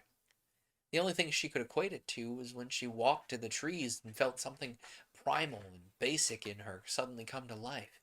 She'd felt safe among the crops and harvests. The glade had fixed things she hadn't realized were broken. This show had a similar effect on her, like it was reaching every part of her at once. The feeling demanded she act on it in some way. Nature offered, and she could relax into it. The concert made her want to move. Morris was apparently feeling the same way and reached out to grab her wrist, pulling her closer to the crowd, who were all caught up in the same energy. The band changed to a different tune, and the crowd roared, apparently recognizing it. More music crashed into harmony, and Dana looked around, surprised. The trio wasn't the only group of performers. It's like they'd been waiting for the signal to join in. It was a patch of wasteland without any of the plant life, any of the flowers, but there was a party going on.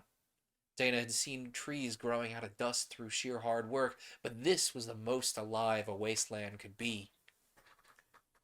Excuse me, sir. You can't stand on it. Thank you.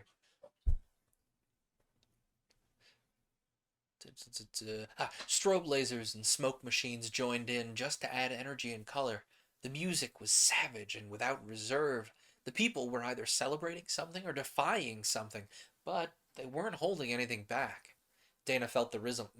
Dana felt the rhythm fall on her like a physical wave. Dana felt high on it. She'd never experienced anything like this. Her life was just too regulated. The use of everything from food and drink to music and color was just too expensive. Getting noticed, it was death. Even in Arcadia, there was balance and harmony. The dance was the anti-city. It was wild and frantic and potent. Everyone was eager to be involved in the show. Dana felt her heart thudding in time with the beat as Morris's arms went around her waist.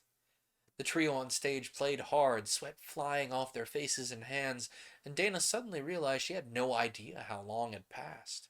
It had to have been hours from the color of the sky, but others had arrived, dozens of rigs pouring in from every direction. The crowd whooped and hollered as the song crashed to an explosive finale, and the trio bid everyone good night, but the music didn't stop. Dana wasn't sure if it was a recording being broadcast from somewhere or other musicians taking up the beat, but the party kept going. The drumming came from a huge patchwork drum that half a dozen people were beating in perfect unison. From the way they were dressed identically, it was clearly rehearsed. The beat they set reverberated through the hard pan. Morris led her away from the stage, and she got a look at the rest of the show. The costumes were the wildest part. Some people were bandaged head to toe, others wearing nothing but body paint. Everywhere there was food and drink, huge crowds plastered together in spontaneous rave dances. The music was a fusion of folk and metal meshing together like everything else Arcadia did. Thank you for the hydrate, Raz. I forget that I have that as a redeem. I think generally I kind of neglect my redeems. Did you know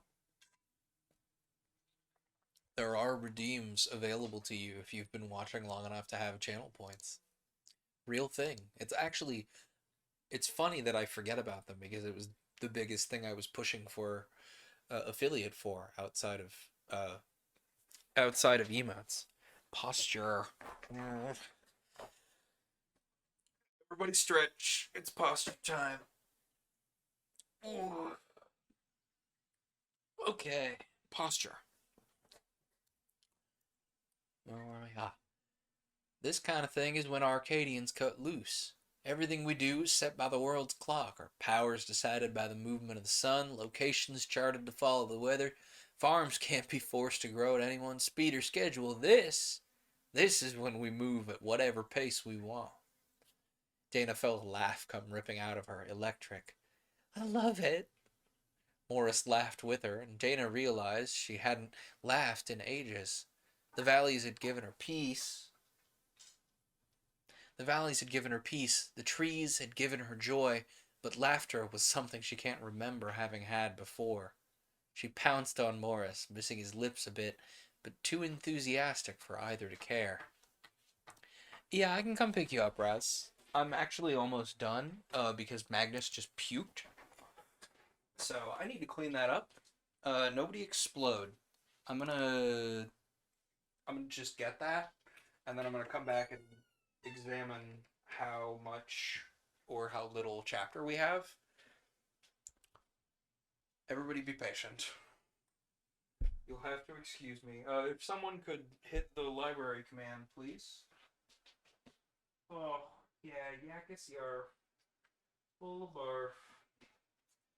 Thankfully, it was mostly just a hairball. Just, some stuff came up attached to the hair. Apologies if that's gross. But, Oh, buddy, no, we don't need to bury it. Dad will get it.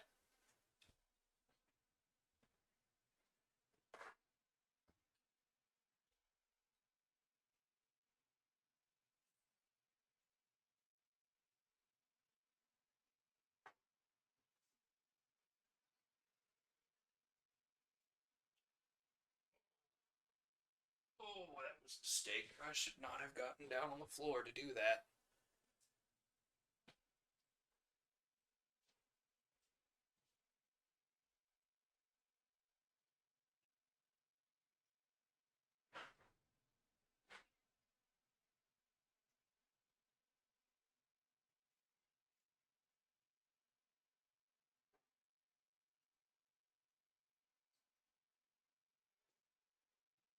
Okay, gang.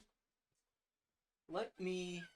Yeah, it is normally the library who pukes. Raz is correct. We even have a command for when library pukes, actually, because it used to happen so frequently.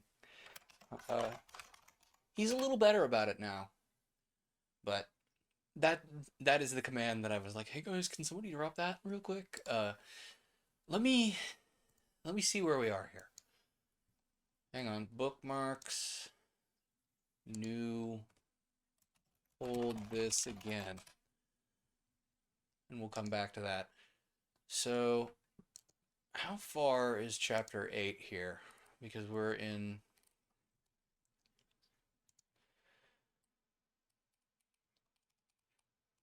Okay, there's a lot of chapter here, and I'm almost out of time for the night. So let's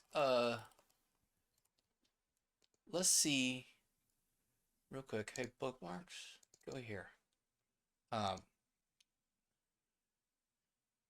how far will it take me?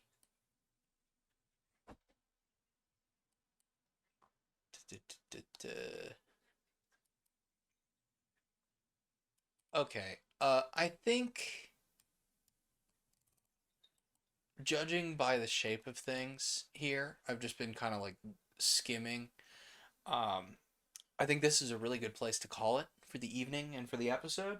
So, we're gonna call it here. We're gonna find out what happens, after the rave, after Dana has had her fun times with Morris. We'll find out what happens after this fade to black, as it were, next time on Paper Cuts. I've been absolutely loving this book. It's given me several things to look up that I will probably talk about next week. But long story short, come back next week. We will be here for more Wheelers. Uh, this is really shaping up to be a fantastic book. Um, this has been Paper Cuts, and I hope it didn't